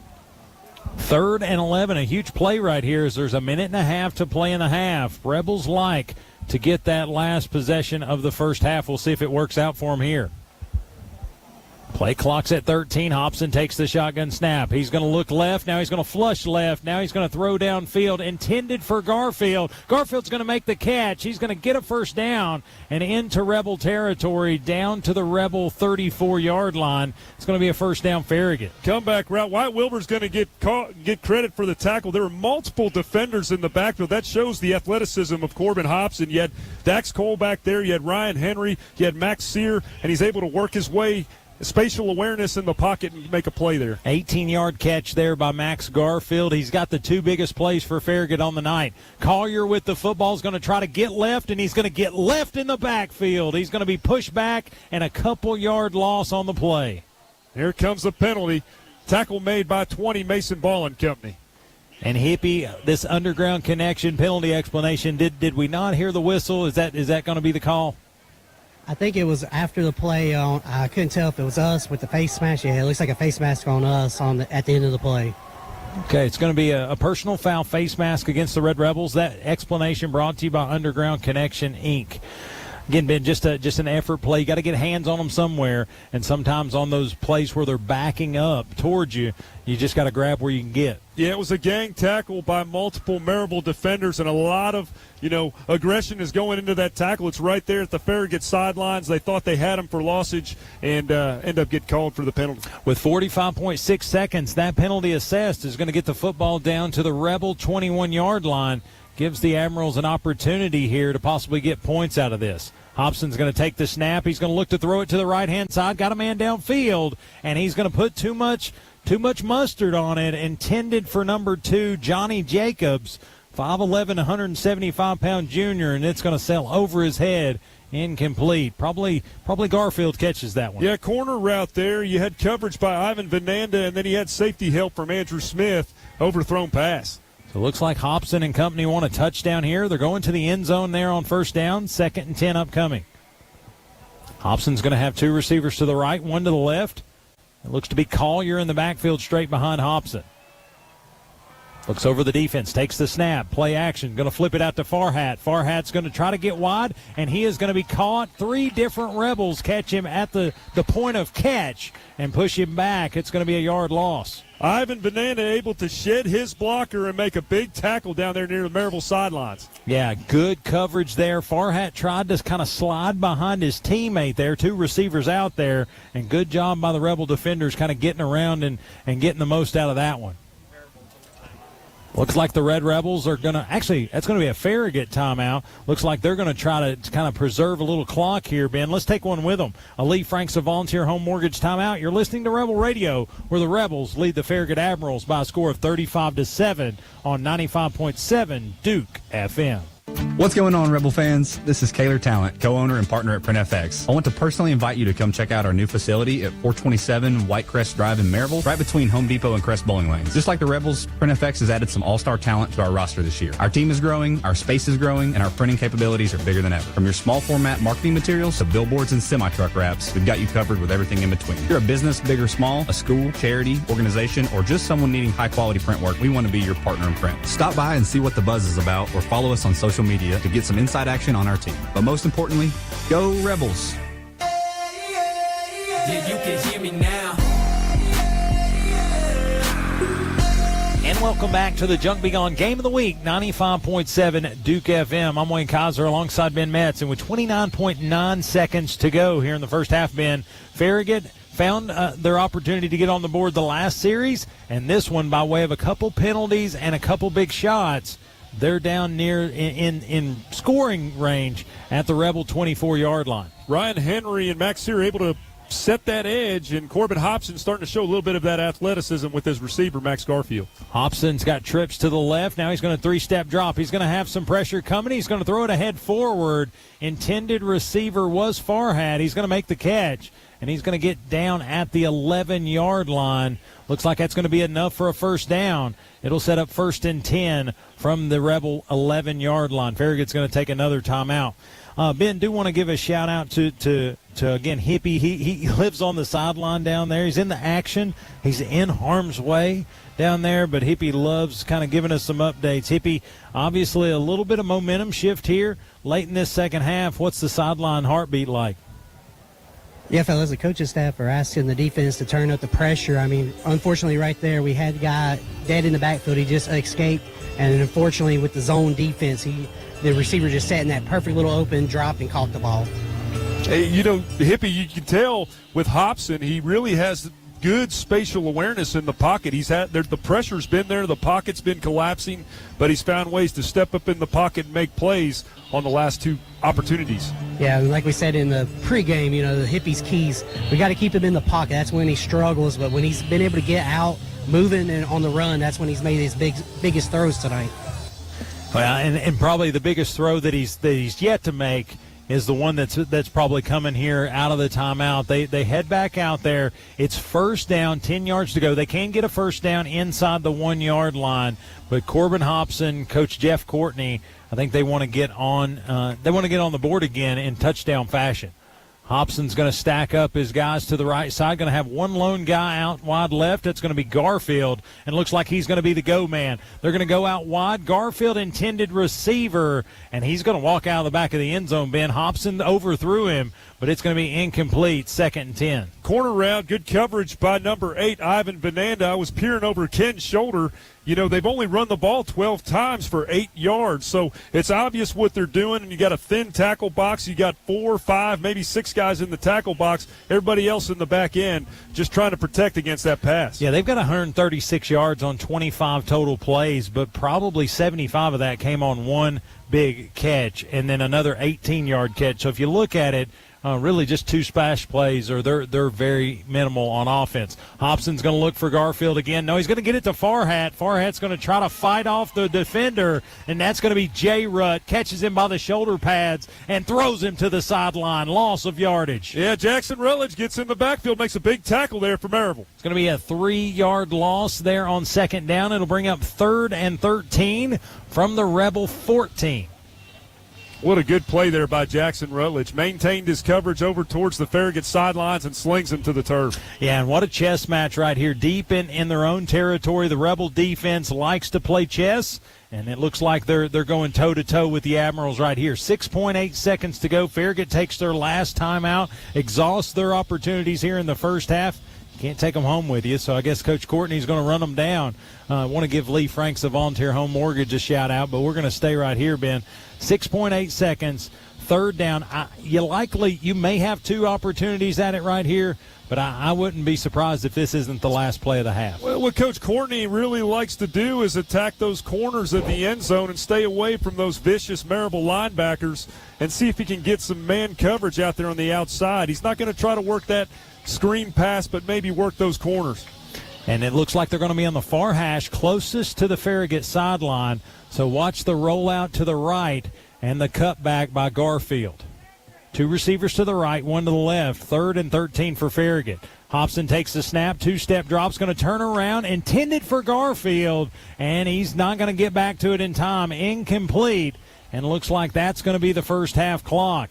And that was a gamble, but you could tell Garfield's who Hobson wanted the whole way in. Yeah, back shoulder pass, and he had the man coverage on the outside. Good coverage by number 7, Bryson Barrett. Yeah, I think Bryson put a blanket on him for sure, and looks like that's going to be the end of the half. Looks like some discussion being had about should there be time left on the clock. Both teams standing out there. I think you let it run. Looks like they may give him one more play. Let's see. You got the white hat down here. Yeah, I'm interested. Oh, looks like they put 1.2 seconds left on the clock. So that will give McHugh an opportunity to add some points here. It will be 4th and 13. He'll have to kick it from his own 21, or from the Rebel 21. And so that will be a 31-yard attempt.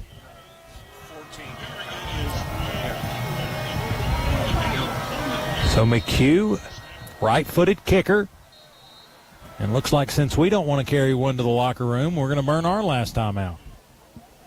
See if we can't ice McHugh.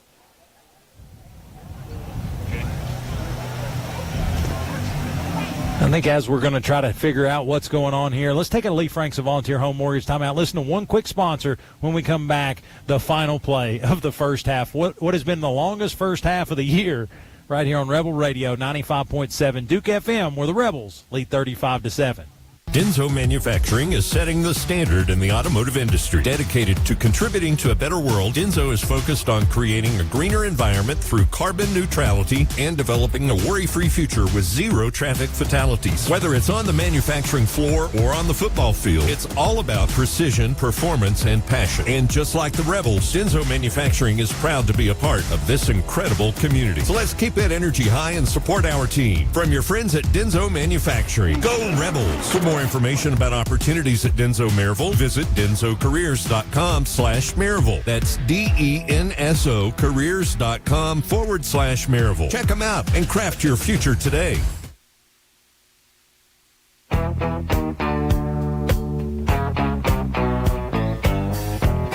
And welcome back to Rebel Radio. And as we return, McHugh's kick held by Hag up and good. And as the first quarter comes to an end, the Rebels lead cut by 3 to 35-10. 35 for the Red Rebels, 10 for the Farragut Admirals. Ben, what a first half. Extremely impressed with the Rebel offense. A lot of success there. But Hobson, a puncher's chance, puts 10 points on the board there in the second quarter. Yeah, we got to see a new page in the playbook with Julian Douglas getting 2 receiving touchdowns. Beaufort and Babley making some big plays. Will Jones executed the ball very efficiently. And then you said it, on the defensive side of the ball, we're winning the game at the point of attack.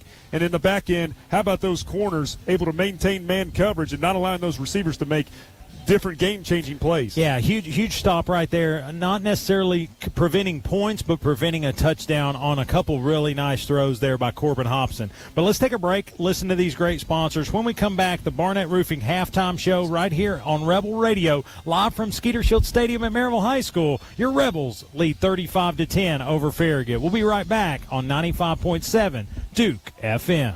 Delosier Realty and Auction asks, why auction? Many people, when selling property or settling a parent's or grandparent's estate, choose Delosier Realty and Auction. But why an auction? Because Delosier does it all for you. From organizing to marketing to the actual auction to cleanup and closing, just give Delosier the keys and they'll come take care of the rest. Learn more at DelosierAuctions.com or call 865-681-7797. Delosier Realty and Auction in Maryville. Do you have dreams for your backyard? His Ground can make those dreams come true. His Ground is locally owned and operated by a Maryville football alum. With 3 generations in the landscaping services business, His Ground is operated on Christian-based principles and offers all landscaping services, including hardscapes, patios, retaining walls, and more. His Ground will turn your backyard dreams into reality. Visit hisground.com today. His Ground is a proud sponsor of Maryville High School athletics. Hey Rebel Nation, I'm Donna Talent with Realty Executives. I've spent nearly 25 years with the same firm simply because we are, hands down, the most successful real estate company in East Tennessee. Our sales numbers are a fact that back up the statement, no company sells more. As a lifelong East Tennessean, born and raised in Maryville, I'm dedicated to serving all clients. Whether you're a first-time home buyer, a growing family looking to find a larger home, stepping into the luxury market, or navigating the sale of an estate. When dealing with one of life's largest investments, you need a realtor you can trust, and I would love to help. Remember, talent makes it happen, you make it home. Go Rebels!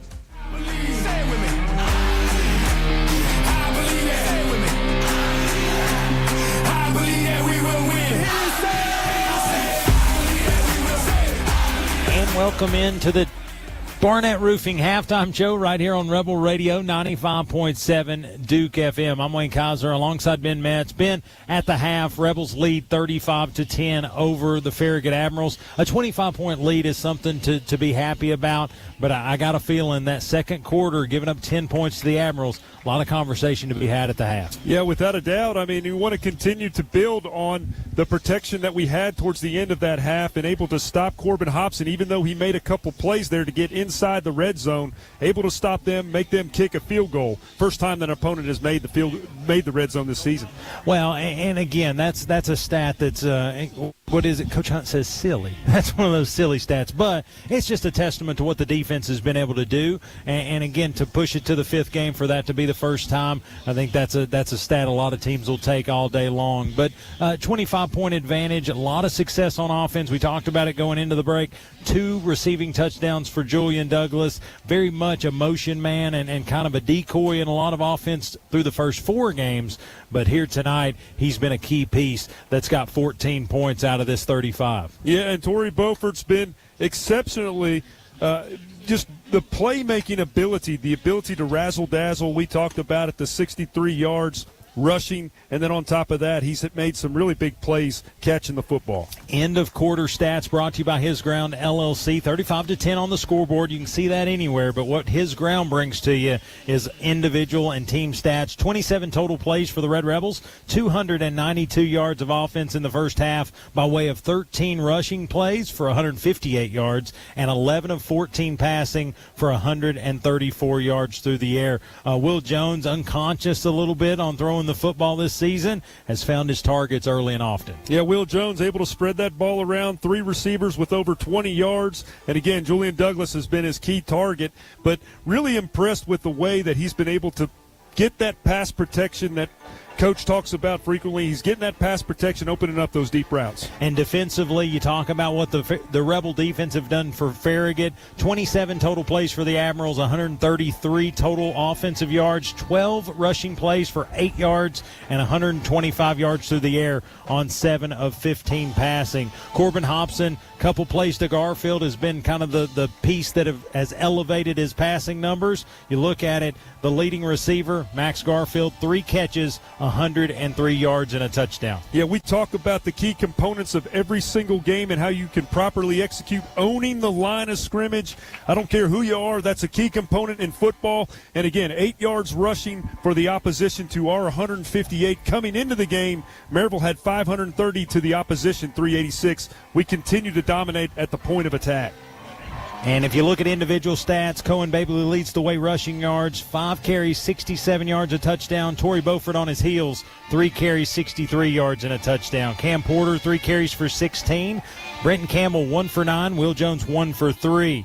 Will Jones, like we talked about, 11 of 14 passing, 134 yards through the air, 3 touchdowns. Julian Douglas is the recipient of 2 of those with 3 receptions, 74 yards, and 2 touchdowns. Torrey Beaufort, 3 catches, 26 yards. Hudson Jamerson, 2 for 23. Wyatt Wilbur, 1 for 11. And Cohen Babley, 1 for 1. Yeah, and a key component to the chaos that Farragut has offensively and their efficiency hasn't been where it needs to be. Mason Ball had an excellent first half, and he's had support from cast members like Ryan Henry and Max Sear on the edge. But Mason Ball's really caused a lot of corruption in the backfield, causing Hobson to make bad decisions. Yeah, couldn't agree more. Those end-of-quarter stats brought to you by His Ground LLC. But as we're sitting here at the halftime show, Ben, the Marching Red Rebels wearing it out on Jim Renfro Field. Let's go down and listen to their halftime show in full uniform here tonight to recognize 100 years of Rebel football.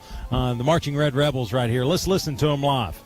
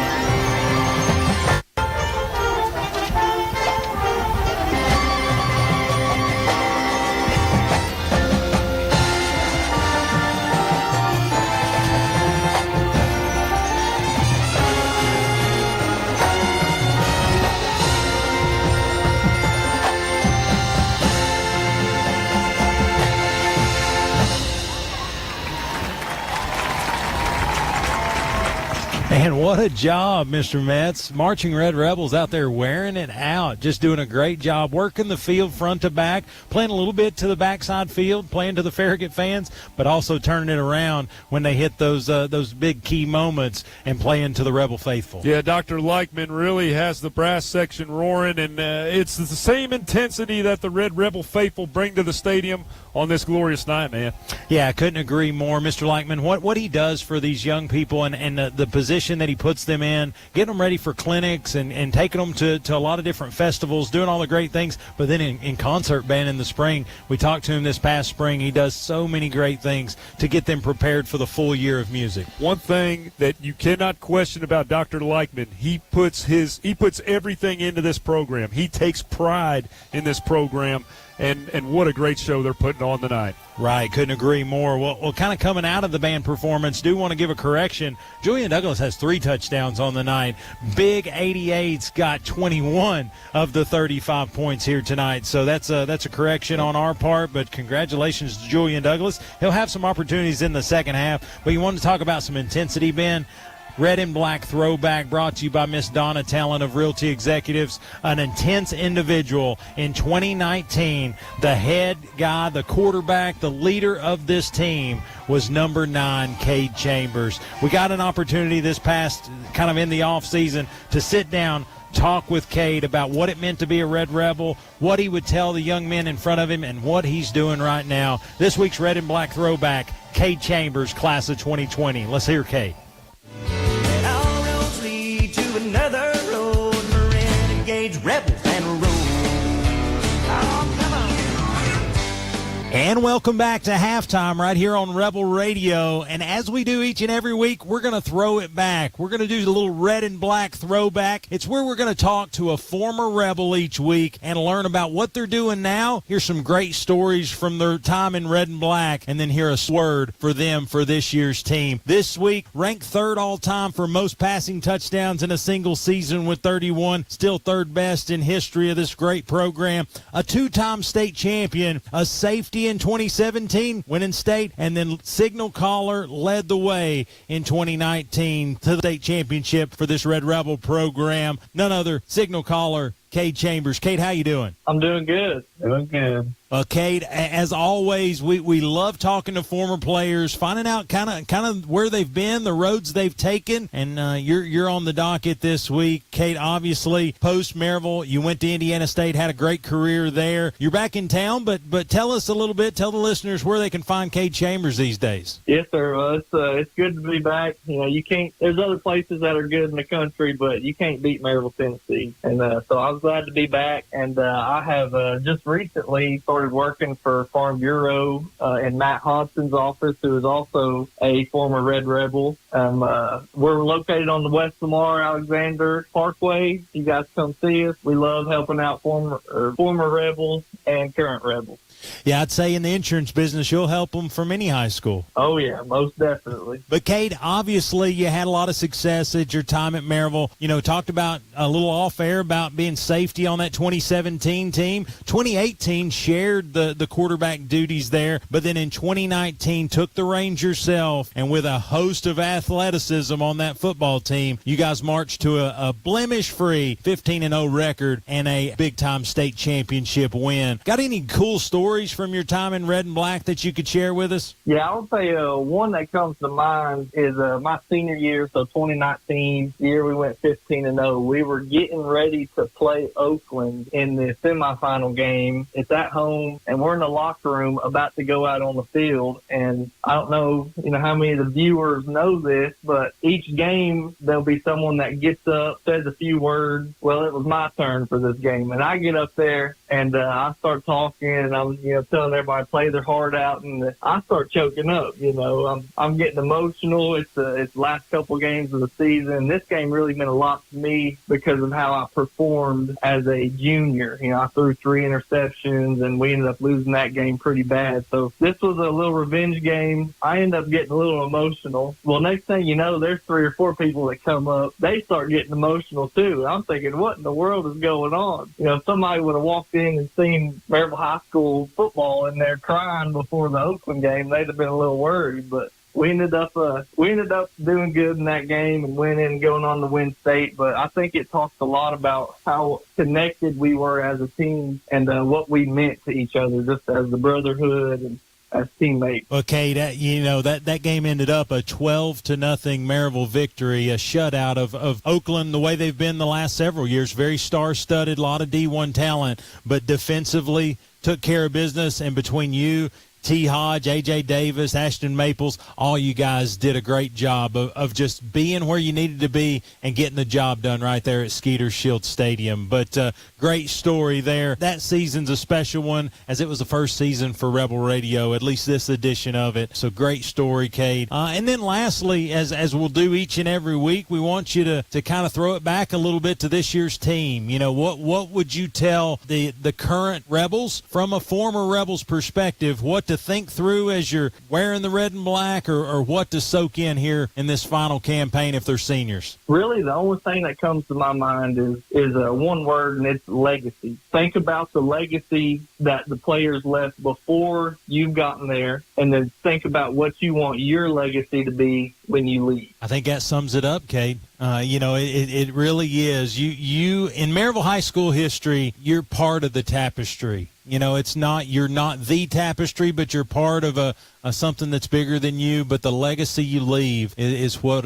you'll be remembered for. And again, you're one of the few that we've selected here this inaugural red and black throwback season to talk through. And you're definitely part of the history of this great program. 2 state championships, got some records, some names in the record book. But I would say, brotherhood and the experiences are worth more to you than that. Yes, sir, most definitely. Well, Kate, I appreciate the time as always. I know you're a busy man. Again, insurance is a tough business, so I'll let you get back to it. But Cade Chambers in his senior campaign, almost 40 touchdowns, 8 on the ground, 31 through the air, over 2,000 passing yards, and tacked on over 500 rushing yards. So you put your mark on the red and black. Thanks for throwing it back with us. Yes, sir. Thank you, and go Rebels. Absolutely. This interview's been brought to you by Donna Talent of Realty Executives. It's a great thing. We'll be back next week with more former Rebels. But let's take us a break. Listen to these great sponsors. When we come back, more of the Halftime Show right here on Rebel Radio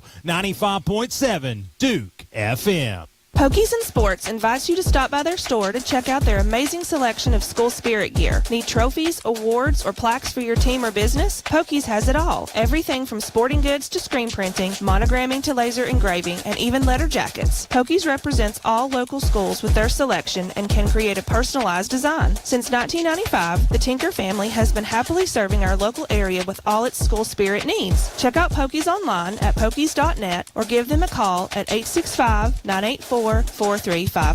And don't forget, when you leave Pokies, to check out the Village Tinker, just a short walk down Broadway for unique gifts and home goods. You'll be glad you did. Go Rebels. From the Hep Plumbing Studios, we want to be your plumber. This is WDKW, Maryville, Knoxville, 95.7 Duke FM. Your home for Maryville Red Rebel Athletics. Run like a rebel, run like a rebel.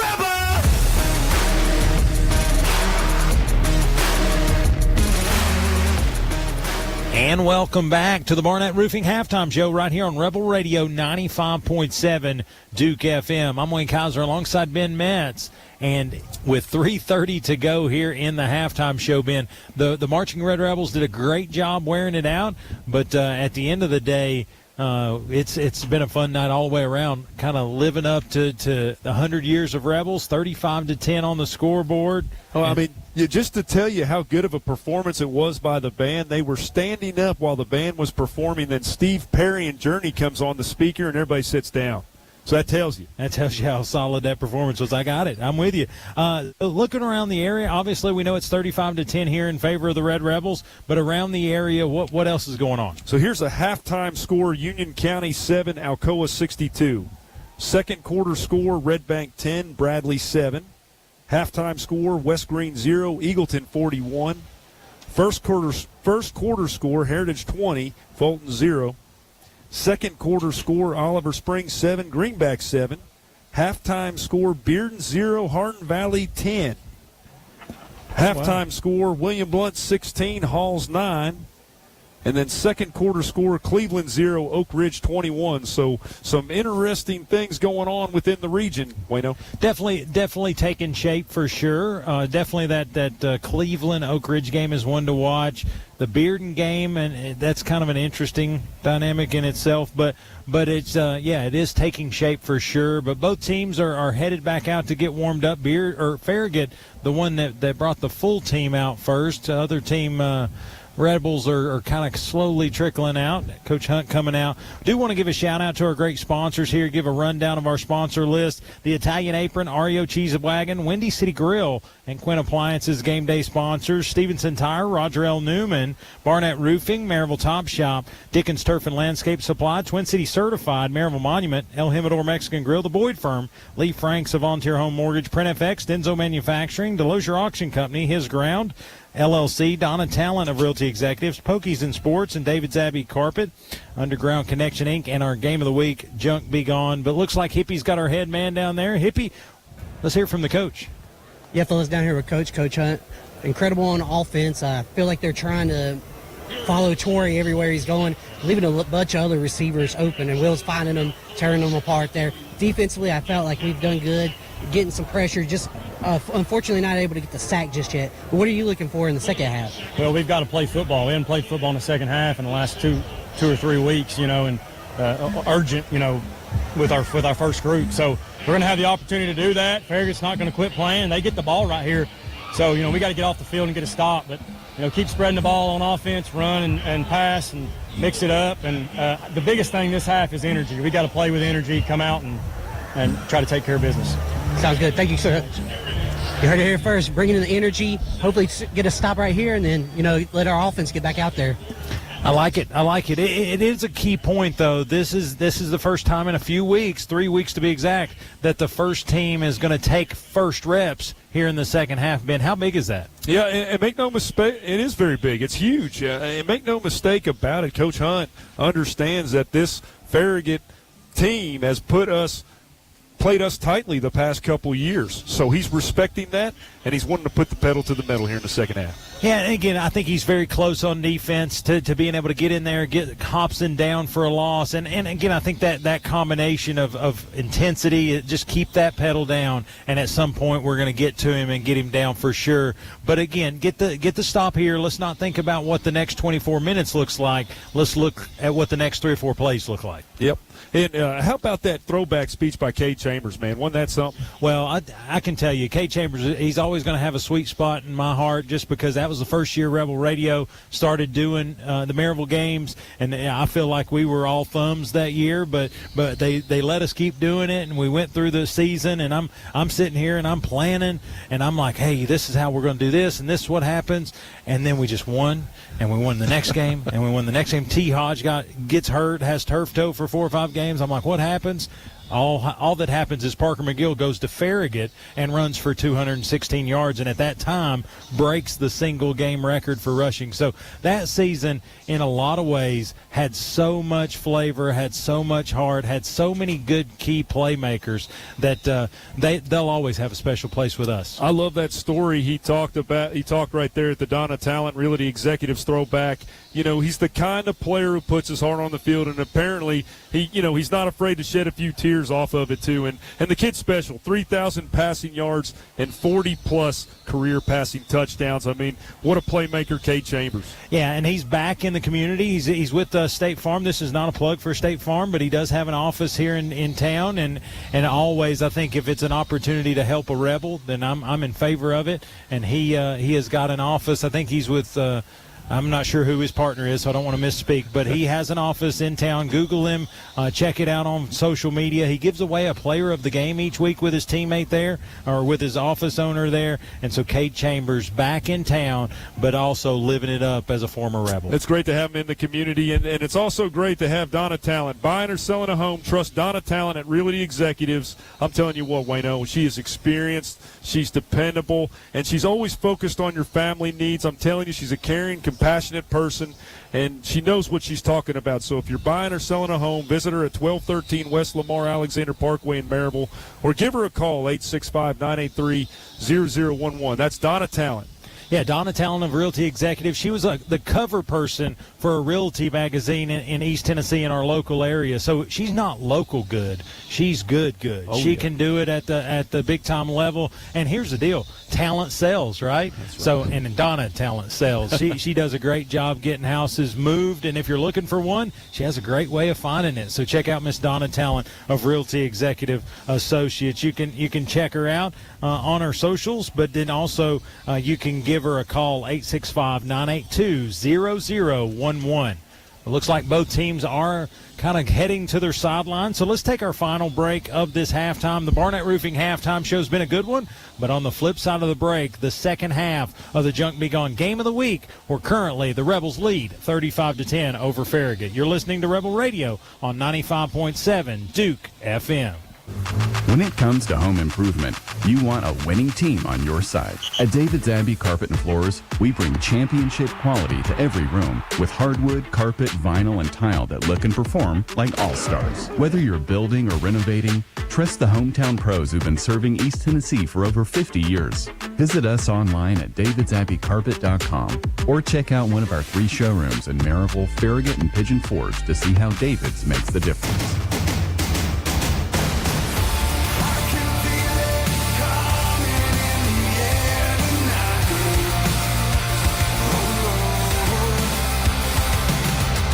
And welcome back to Skeeter Shield Stadium, Jim Renfro Field, here on the campus of Maryville High School for the Junk Be Gone Game of the Week, 95.7 Duke FM. I'm Wayne Kaiser alongside Ben Metz, 35-7, the Rebel advantage through 2 quarters of play. And now they'll kick it away to Farragut to open this second half. Looks like Ethan Farragut is going to be the deep man for the Red Rebels, and he knows Colin Stringer because he's standing in the end zone. And this Maryville defense gets to do something that they haven't done in the last 3 weeks. They get to take the field in the second half. Well, I think Coach Hunt talked about it. Bring the energy, continue to do what you do, and good things are going to happen for this defense. But 35-10, the advantage is significant. But we're looking to see if we can extend this, get the clock moving, get the young guys in, keep the tradition that's been the last 3 weeks going. Colin Stringer's going to kick it away, a little kind of punch kick, and it is going to go deep into the end zone near Cedar Street, and it's going to be a touchback, 1st and 10 Admirals from their own 20-yard line. Just a booming kick there by Stringer, had to back up to the back of the end zone, almost made it to the field goal. Yeah, give a little shout-out to the kid that went and got the tee for the Red Rebels. That's Leighton Brown, who got out there. I think he got out there and back in about 6 seconds. Wow. Super fast. Corbin Hobson's going to bring the offense out for the Farragut Admirals. He'll be in shotgun formation. Looks like he'll have Jacobs directly behind him. 2 receivers to the left, 1 to the right. Stacked up tight end to the right. Farhat's going to go in motion left to right.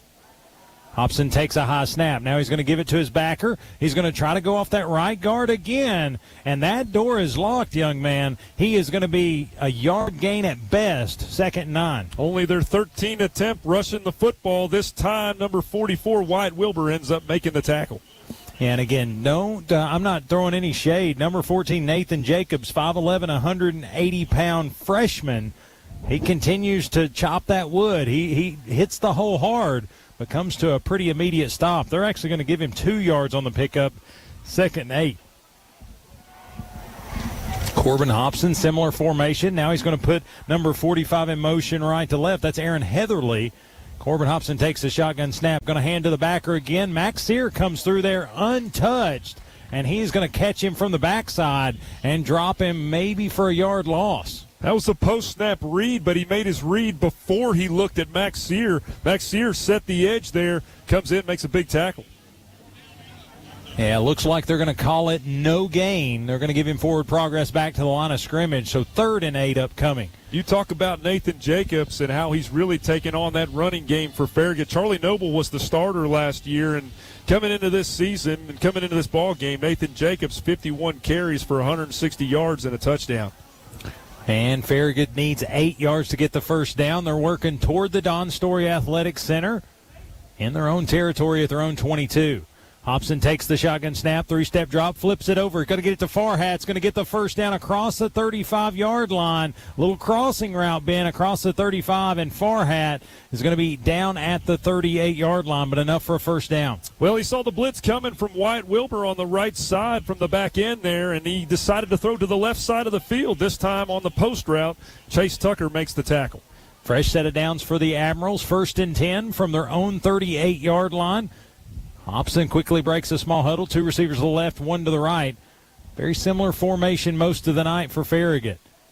It's going to be Jacobs in the backfield with Hobson. He's going to take the snap, quickly gives it to Jacobs. He's going to try to pick his poison, and his poison's going to look a lot like Dax Cole. Number 27 drops him in the backfield. Yeah, Dax Cole gets in the backfield, says, "Top came off, Daddy. The top came off."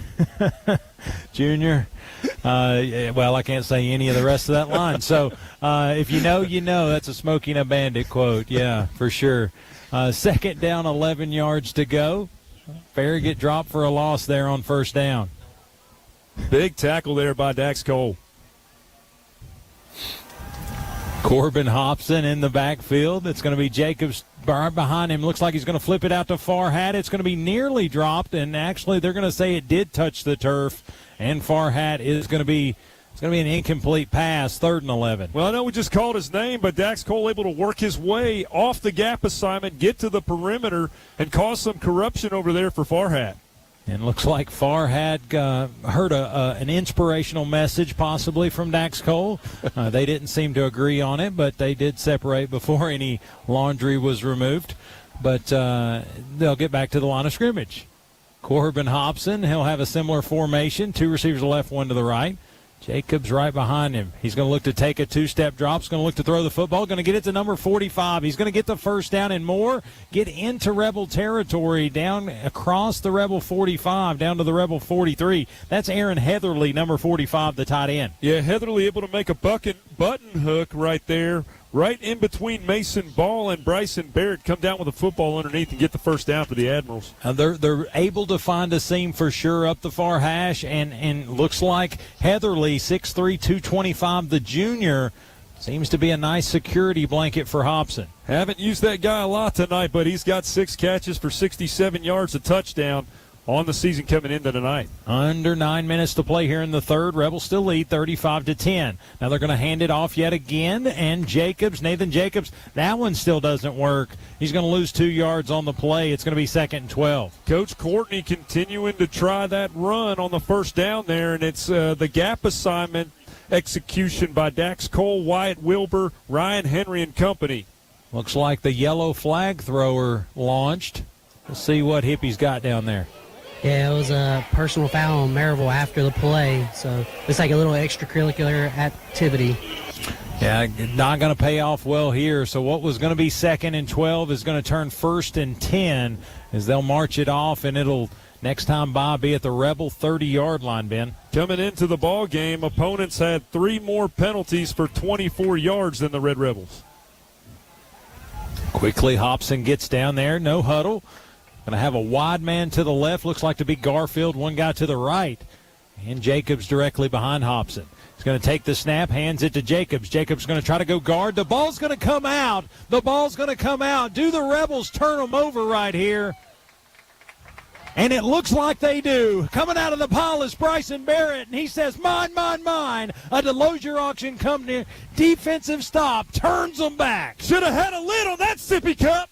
Yeah, it should have been a Cowboys, what Toby Key said, but not today. The defense turns them back, and a big stop right there as Farragut found momentum to open the 3rd quarter. It just got seized back by Bryson Barrett. Able to maximize their opportunity as he got to the 2nd level. All those hands getting in on the football. Big opportunity capitalized by the Red Rebel.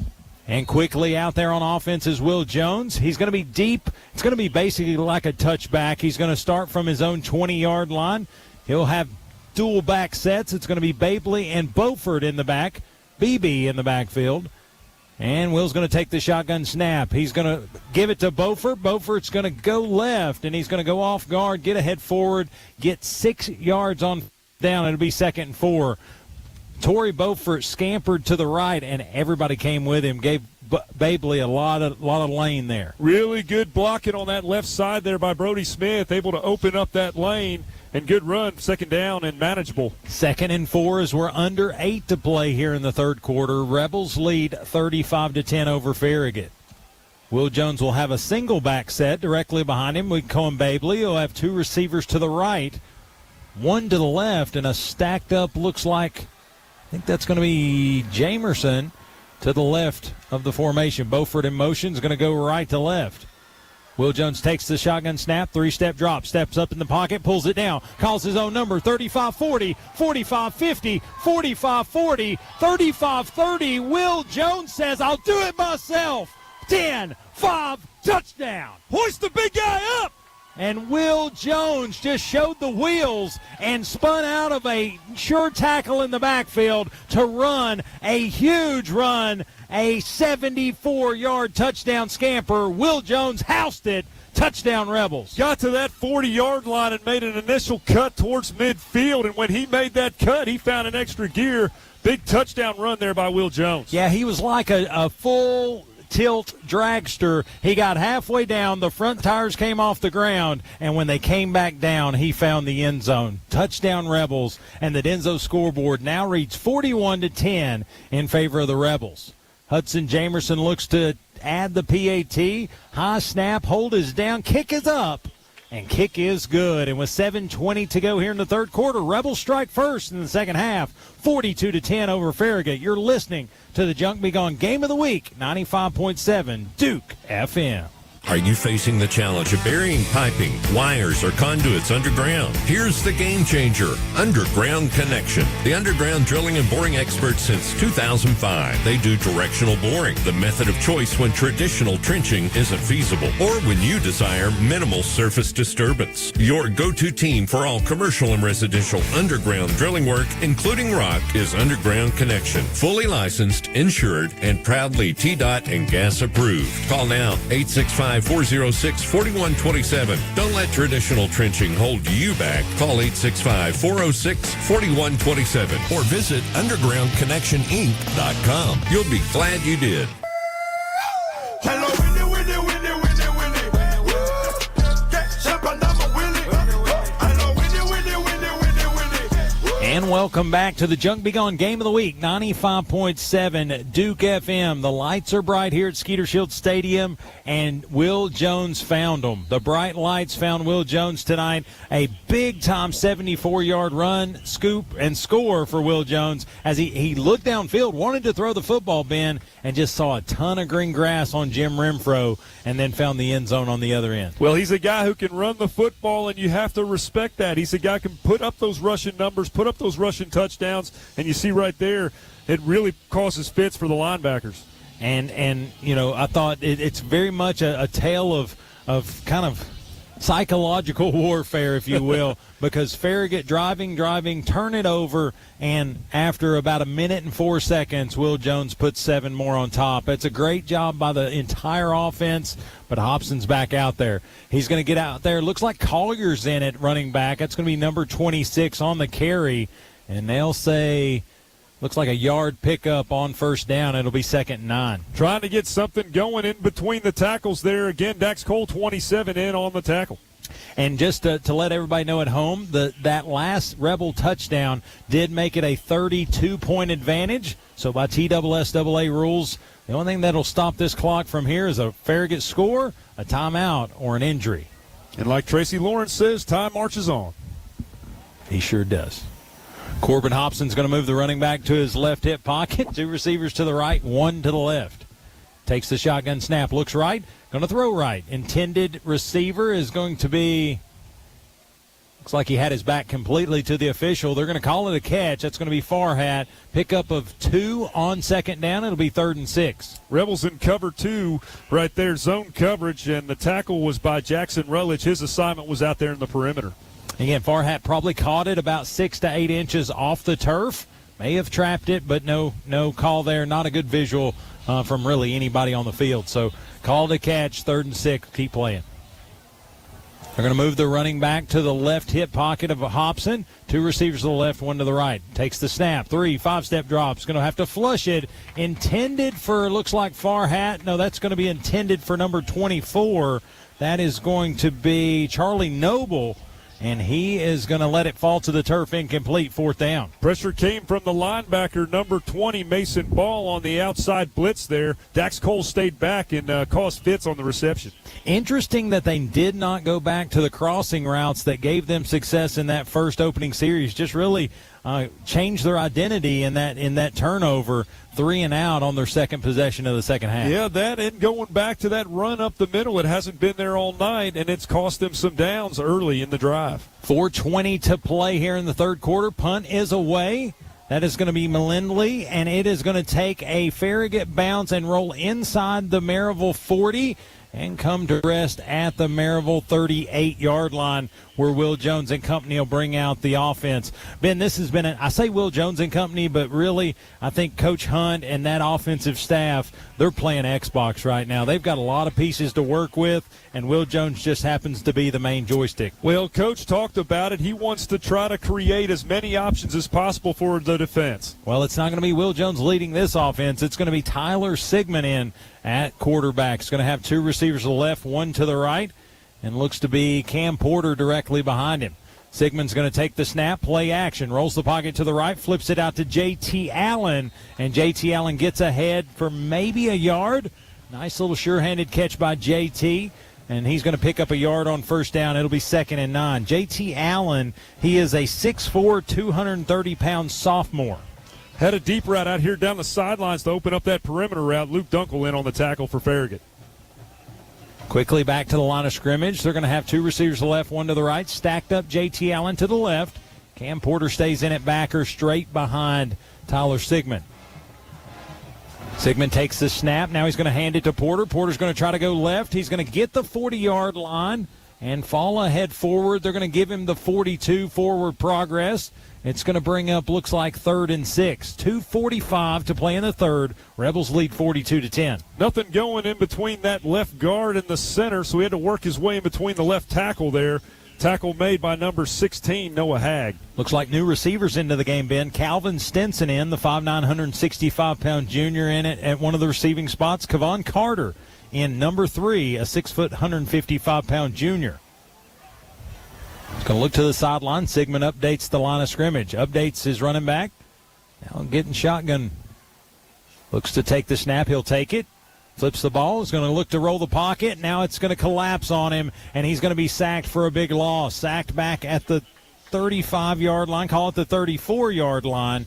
And it'll be 4th down. And that was number 99, Owen Petoskey. He's got a reputation for sacks coming into the game. That'll be his 3rd and a half sack on the season. Well, and again, we've kept him bottled up most of the night. Yeah, just got an opportunity there and took it.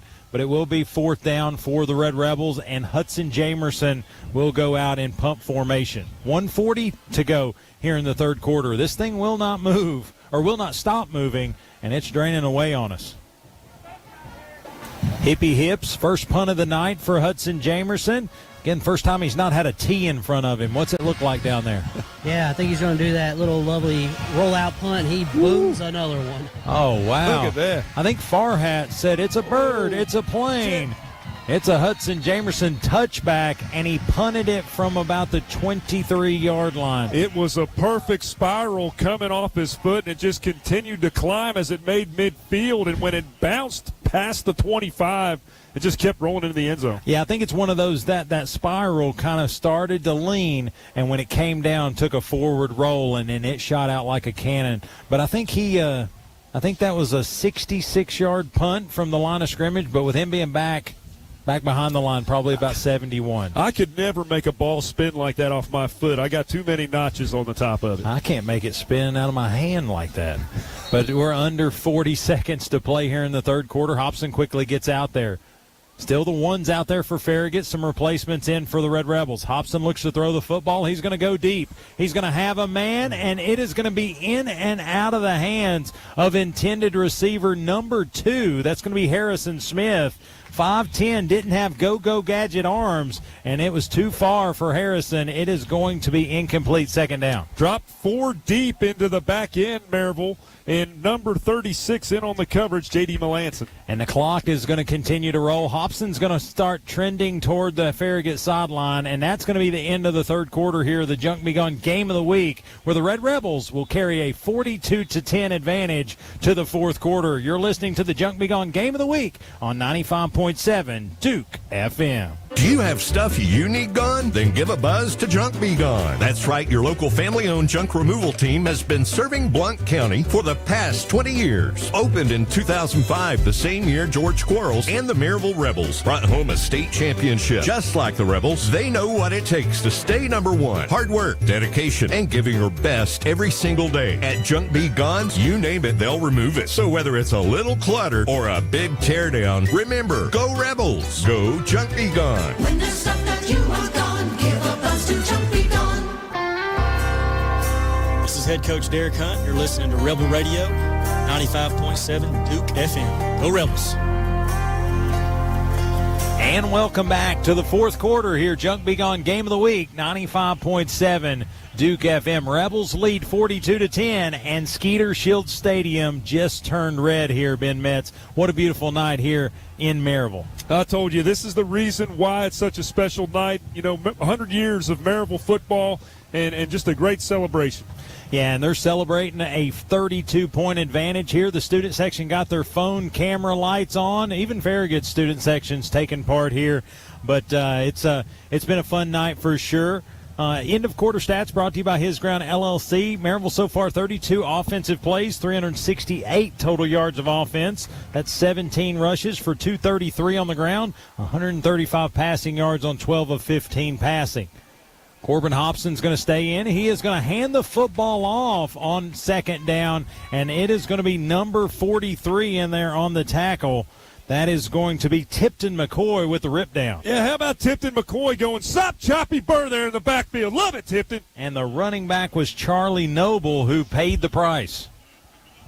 11:35 to play. Again, end of quarter stats brought to you by His Ground LLC. Farragut 39 total plays, 182 total yards of offense through three quarters. Tell you what, they better not close the concession stand. These guys are hungry. Two receivers to the left, one to the right. Hobson takes the shotgun snap. He's going to step up. He's going to try to run it himself. He's going to get the first down yardage across the 30, step out of bounds just past the 35. They'll say at the 35. He'll get the first down Farragut. That's going to be about a 16-yard pickup for the quarterback keeper. Chased out of bounds by Ty McClanahan. First down Admirals from the Admiral 35-yard line. They'll finish up tonight working left to right here on Jim Renfro, heading towards Cedar Street.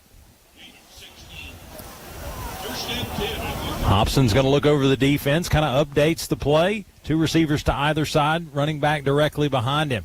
He's going to take the shotgun snap, two-step drop, wants to throw it. Now he's going to flush pocket to the right.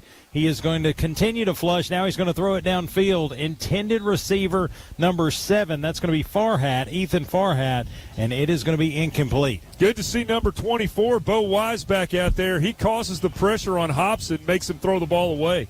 And again, good continued pressure by these young Rebels, trying to get some names out there. Number 93's into the game, Reese Razor. Number 51, Prigmore's into the game. Bo Wise into the game.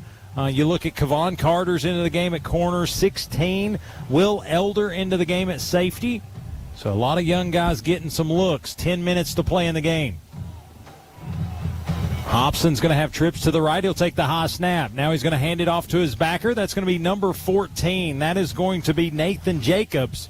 And he continues to chop wood. That's only going to net maybe a yard on the play. 3rd and 9. Tries to run up that left hash. Caleb Millard right there to make the stop. And they continue to try to run the football, and the defense continues to hold them. Only 19 yards rushing going into this quarter. Looks like Seth Smithson is into the game, if the crumpled-up jersey told me right. Hobson in there. He's going to have two to either side. He's going to take a 3-step drop. Now he's going to flush the pocket to the right, gets out of the problematic defense and pushes it ahead to Garfield. Needed 9, Ben. He got 11. That's going to be a first down, Farragut. Well, that's what Hippie was talking about. It's very important for our defense to keep him in the pocket, not allow him to get out there to where he can move his feet and allow the defenders to make mistakes.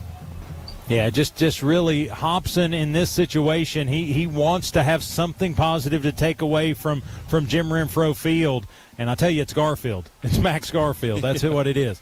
Under 9 to play here. 1st and 10 Admirals. They'll exercise left to right from their own 47-yard line.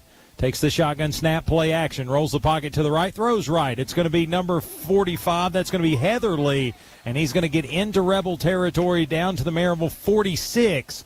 And that is going to be 2nd and 3 upcoming. Good awareness there by number 3, Kevon Carter. He gets off of his man and his assignment down the sideline when he recognized the route and makes the tackle short of the first down.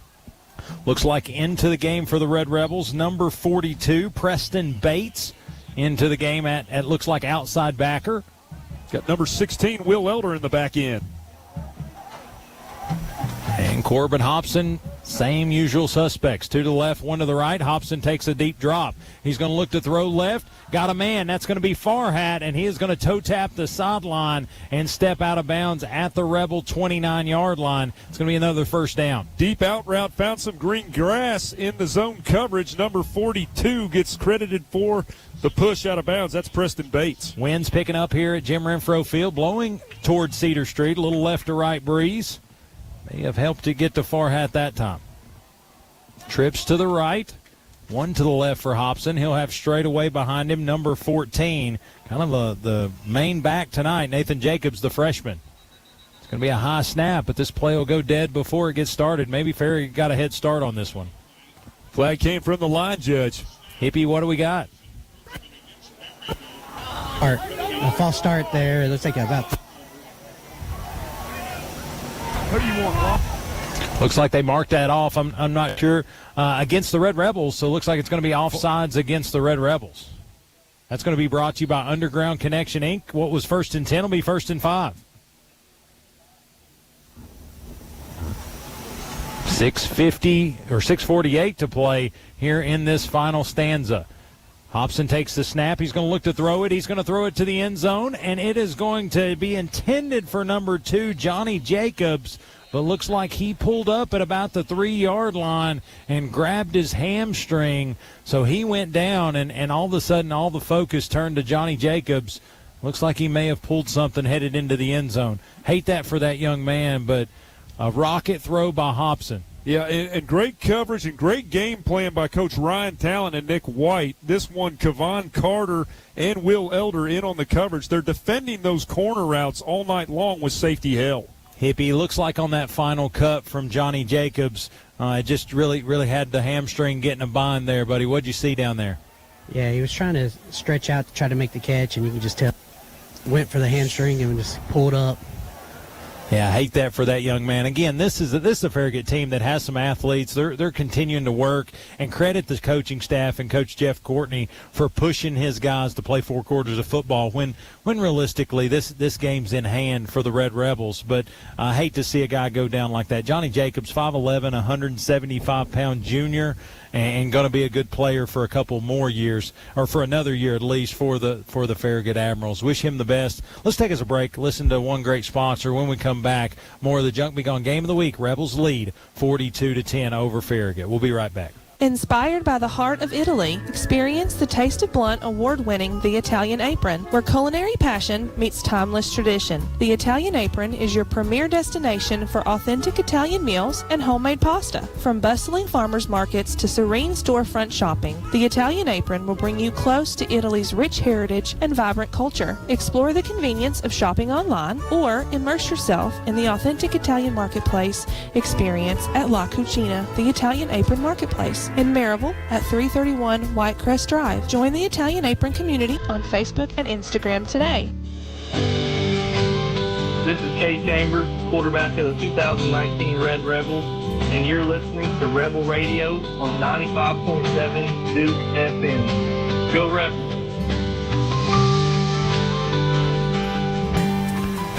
And welcome back to Jim Renfro Field, Skeeter Shield Stadium. where the Rebels lead 42-10 over the Farragut Admirals. Johnny Jacobs was able to get off the playing surface, but did have to be helped by the medical staff. Looks like that's going to have to be worked on the sideline. Wish him the best. Again, a great athlete, good young man. Don't want any long-standing injuries out of this. Looks like Hobson's going to take the snap. Looks like he's going to intend the pass for Max Garfield. And again, Max Garfield came face-to-face with a Rebel defender, and looks like Max Garfield still trying to figure out where he's located. Yeah, it was J.D. Melanson in on the coverage and makes good contact with the receiver. Good timing, no flag on the play. Might have had the wind knocked out of him. And looks like a couple of his teammates want to help him up, but he's trying to gather his bearings there. And then J.D. Melanson went down on one knee, just trying to understand where he's located. Just a hard hit. Both those guys went full speed at each other, just made contact when the ball got there. Probably a clean play, no flags needed either way. But both kids, one's up, Farragut's guy's up, Garfield's up, but Melanson's looking to shake it loose and try to get to the sideline. Just a head-on collision. The ball made it right there where both defender and the receiver were in the area. And looks like both players might have just had the wind knocked out of them. And Melanson just kind of shaking out the extremities, so he will get out of the game. But he is jogging to the sideline on his own power. So J.D., another one of those kids that he's got a bright future in front of him, and he's played very well here tonight. So wish him the best as he gets to the sideline maybe for the final time here tonight. But Hobson's looking at a third and about, looks like 3rd and 5 upcoming. 5:27 and counting to go in this football game. Again, maybe one of the longest games so far. It just seems like the clock stopped a lot here tonight. 3rd and 5 upcoming. Hobson's going to have a heavy set to the right side of the formation, 2 to the right, 1 to the left. Now he's going to hand it to Jacobs. Jacobs finally gets a little seam here. He's going to pick up the necessary yardage and get the first down. Needed 5. He might have got 5.5, Ben. It's going to be a first down, Admirals, inside the Rebel 20-yard line. Able to scamper his way on the counter play on that left hash mark there. Tackle made, number 64, J.R. Irvin, the 280-pound junior. J.R. Irvin's going to check out of the game. Hobson takes the shotgun snap, hands it to Jacobs again. He goes around left end. He's going to find some green grass, gets inside the 15, down near the 13, and it's going to be 2nd and short. Initial contact made by number 53. That's Caleb Millard. Eventually the tackle made by 23. That's Brenton Campbell out in the perimeter. 4.5 minutes to play here in the football game. Rebels lead 42-10. It's been a great night here, recognizing 100 years of Red Rebel football and also recognizing 5 great men of the 100 years. You talk about Coach David Ellis, Coach Joe Robinette, Coach Mike White, Don Story, and then, of course, Derek Hunt. A lot of fun times and a lot to talk about, obviously, through the week and leading up and then in pregame. It's been a special night for sure. Hobson's going to look it over. Farragut on offense. Looks like a lot of early movement. No call. But looks like snuffed out is going to be the running back for Farragut by number 93 for the Red Rebels. That is going to be Reese Razor. Yeah, Reese Razor has caused fits off the edge all season long when he gets those opportunities. Does an excellent job right there. And then also hats off to number 42. He got in the backfield. That's Preston Bates. That's Jacobs on the carry and Razor on the 1-yard loss. Got him a TFL here tonight. 3rd down, 5 to go. Hobson in shotgun takes the snap. A little 2-step drop. A lot of guys on the ground. He's going to have to flush the pocket to the right. Hobson's going to pull it down, calls his own number, and he is going to step out of bounds inside the 15. They'll say stepped out at the 15. Or no, they keep walking, Ben. They're going to say he actually made it down to the 13, and it'll be, looks like 3rd and about 4. Well, hats off again to Reese Razor there. He steals the batter from number 52, Bassett, and makes his own pancake there, chases him out of bounds. It's going to be a flag on the play. Hippie, what do you got down there? Yeah, so you had a hold on Farragut and a crackback block on Farragut, so it looks like 10 yards no matter what, moving back. All right, so what was a tough play by Hobson and a good kind of attempt to protect him on the outside by his backer. That is going to cost them 10 big yards. So 3:08 is what's sitting on the Denso scoreboard remaining in this game. And looks like Hobson's looking to the sideline needing to play. You know, when you have a play like that where you have those two kind of penalties at that very moment, it kind of reminds you of a toddler eating spaghetti. They just get it all over their face, just real messy, just a messy play, you know? Yeah, most of it ends up in the floor. Ask me how I know. Number 45, Aaron Heatherly, the tight end into the game. Looked like when they were setting up looking to the sideline, he was going to be in the backfield with Hobson. It looks like they're assessing the penalty finally. The new ball placement will be actually back at the Rebel 28-yard line. And so that's going to be a huge loss for them. A little spot foul action there. And it is going to be a third and Cedar Street. 2:25, tick, tick, tick. Hobson's going to look it over. Two receivers to either side. He'll take the shotgun snap. Looking left. Now he's going to look back middle. And looks like J.T. Allen's going to slow him down. And then he is going to get away from him. And he is going to push ahead forward inside the Rebel 25 down to the 24. Probably Corbin Hobson, his biggest magic moment of the night was evading J.T. Allen right there. Well, I'll tell you what, J.T. Allen should get credit for 3 tackles on that play. He started the tackle, made the secondary contact, and eventually cleaned it up. That's what you call a full boat. He has opened and shut the case. 4th down upcoming, 4th and 15 as we're under 2 minutes to play. Looks like the student section is already admitting success. They are doing the victory song as we speak.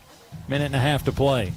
Corbin Hobson, empty backfield. He's going to take a 3-step drop. He's going to get jacked, and he's going to release the football. And looks like Farragut in the end zone. And Farragut paid for it, fell into the scoreboard. But looks like he's going to corral a Farragut touchdown, and he's going to change that Denzo scoreboard. It's now going to read the Rebels 42, the Admirals 16. Not only did Farragut pay for it, Bo Wise laid a lick on Hobson in the backfield as he released the football. Yeah, credit Hobson for having the toughness to know that he was going to wear a 24 tattoo all the way back to West Knoxville, but he released it. Farragut ran under it. Just a good play, pitch and catch. It's going to be McHugh with the extra point attempt at the 1-minute mark remaining in this mid-regular season matchup, Farragut versus the Rebels. McHugh is going to kick it up and true. And with 1 minute to play here at Skeeter Shield Stadium, the Rebels lead cut to 42 to the Admirals 17. You're listening to the Junk Be Gone Game of the Week on 95.7 Duke FM. Stevenson Tire, 3 generations serving Blount and surrounding counties for over 60 years. The friendly staff at Stevenson Tire is ready to assist you and get you back on the road quickly with the most trusted tire brands in the industry. Competitive prices, tire repairs too. Expect real hometown service at Stevenson Tire. The name to trust in East Tennessee is Stevenson Tire, 2411 East Broadway Avenue in Maryville. Online at StevensonTire.net or call 865-983-1621. Monday through Friday, 7:30 till 5. Stevenson Tire. From the HEP Plumbing Studios, we want to be your plumber. This is WDKW, Maryville, Knoxville, 95.7 Duke FM. Your home for Maryville Red Rebel Athletics. Run like a rebel, run like a rebel. And welcome back to the Junk Be Gone Game of the Week, 95.7 Duke FM. I'm Wayne Kaiser alongside Ben Metz. 42-17, the Rebel advantage. A Corbin Hobson to Farragut touchdown pass cuts the lead to 42-17. Ben, that does remove the running clock, so this final minute will run traditional here at Skeeter Shield Stadium. And even though Bo Wise got banged up in the first half, he returns here in the second half, and he's made some really nice plays in the backfield right there hitting Hobson. Unfortunately, Hobson made the better play on the pass and catch for touchdown, but good to see number 24 back out there laying wood.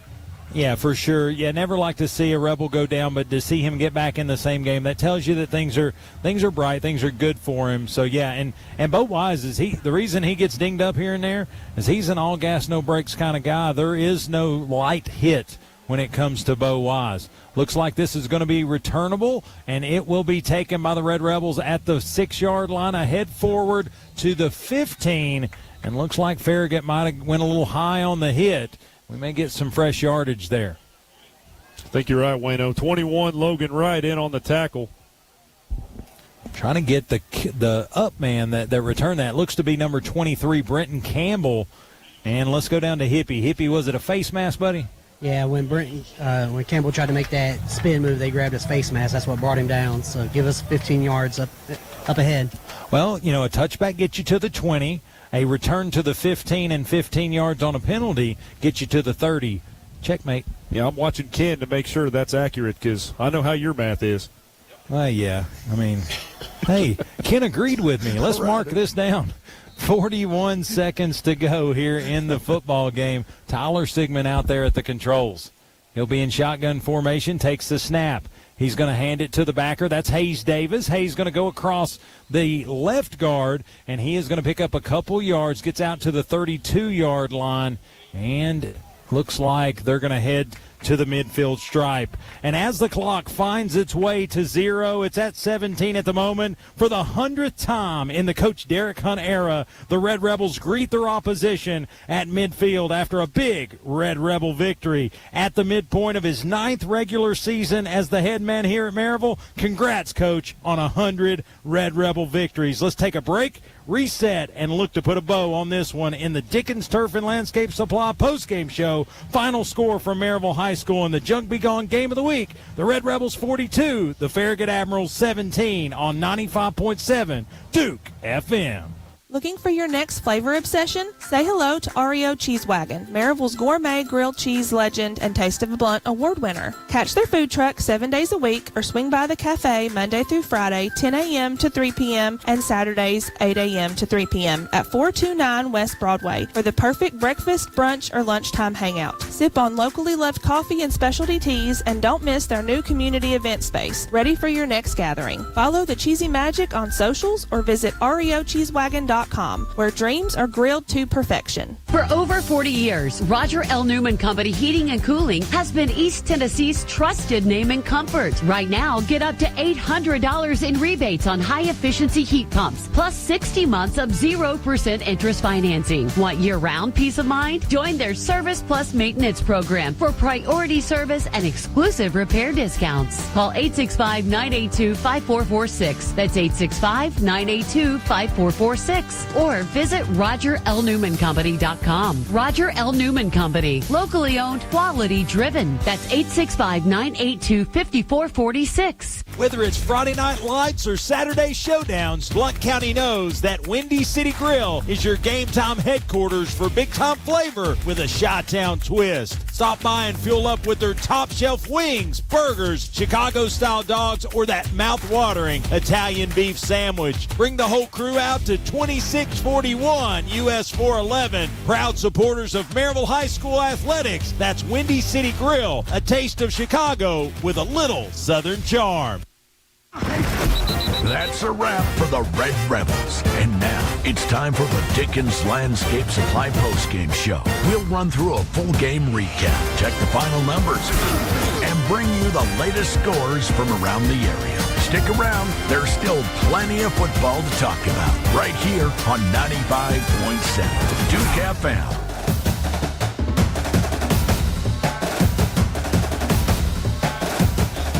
And welcome into the Dickens Turf and Landscape Supply postgame show right here on Rebel Radio 95.7 Duke FM.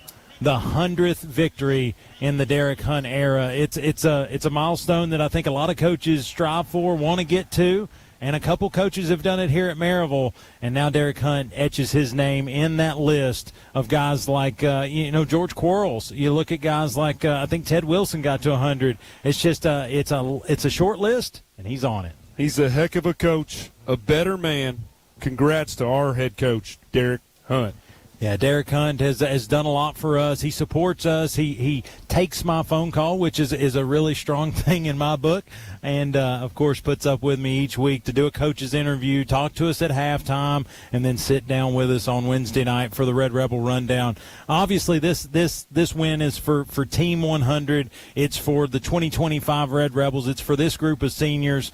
But then he's always behind the camera, it's time to bring the head guy in front of it for just a few minutes. I recognize Derek Hunt. Talk to you a little bit through the week as we were preparing. We're very superstitious, so we don't talk about this type of stuff. But now that it's had 21 of his 100 victories, shutouts. Yeah. 43 of his victories, region victories.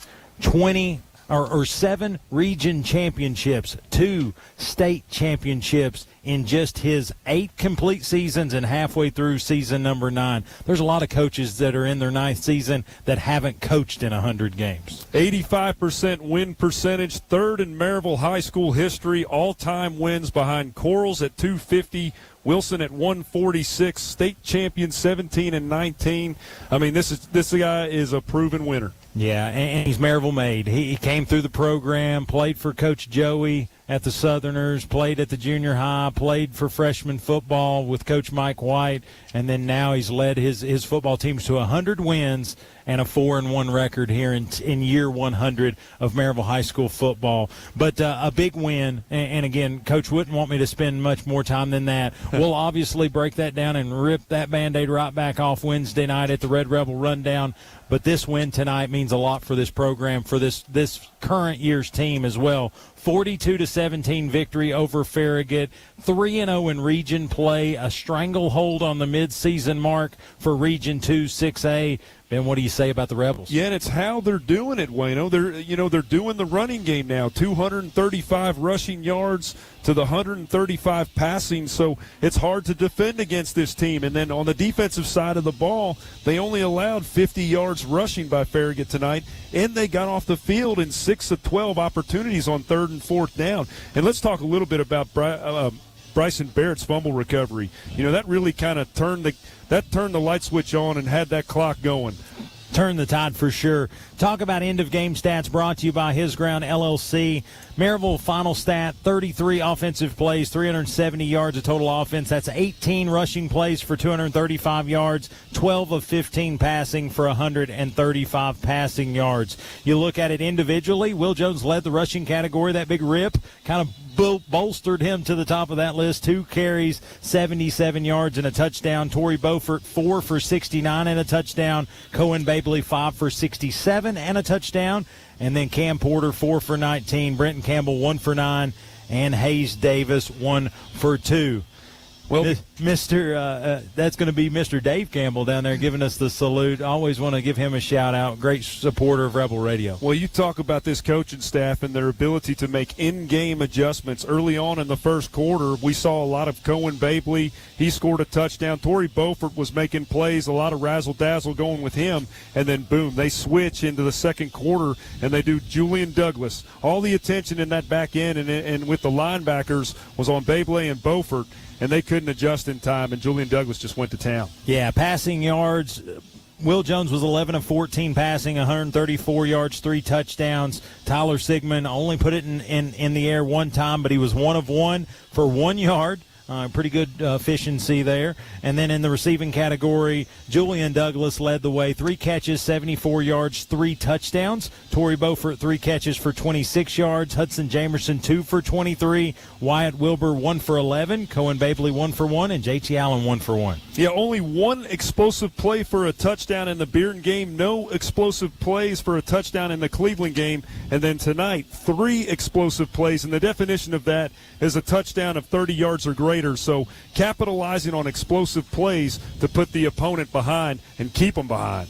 Yeah, and then you look at Farragut, just it's kind of final wrap-up for them. 54 total plays for 272 offensive yards, 26 rushing plays for 50 yards on the ground, 222 passing yards on 14 of 28 passing.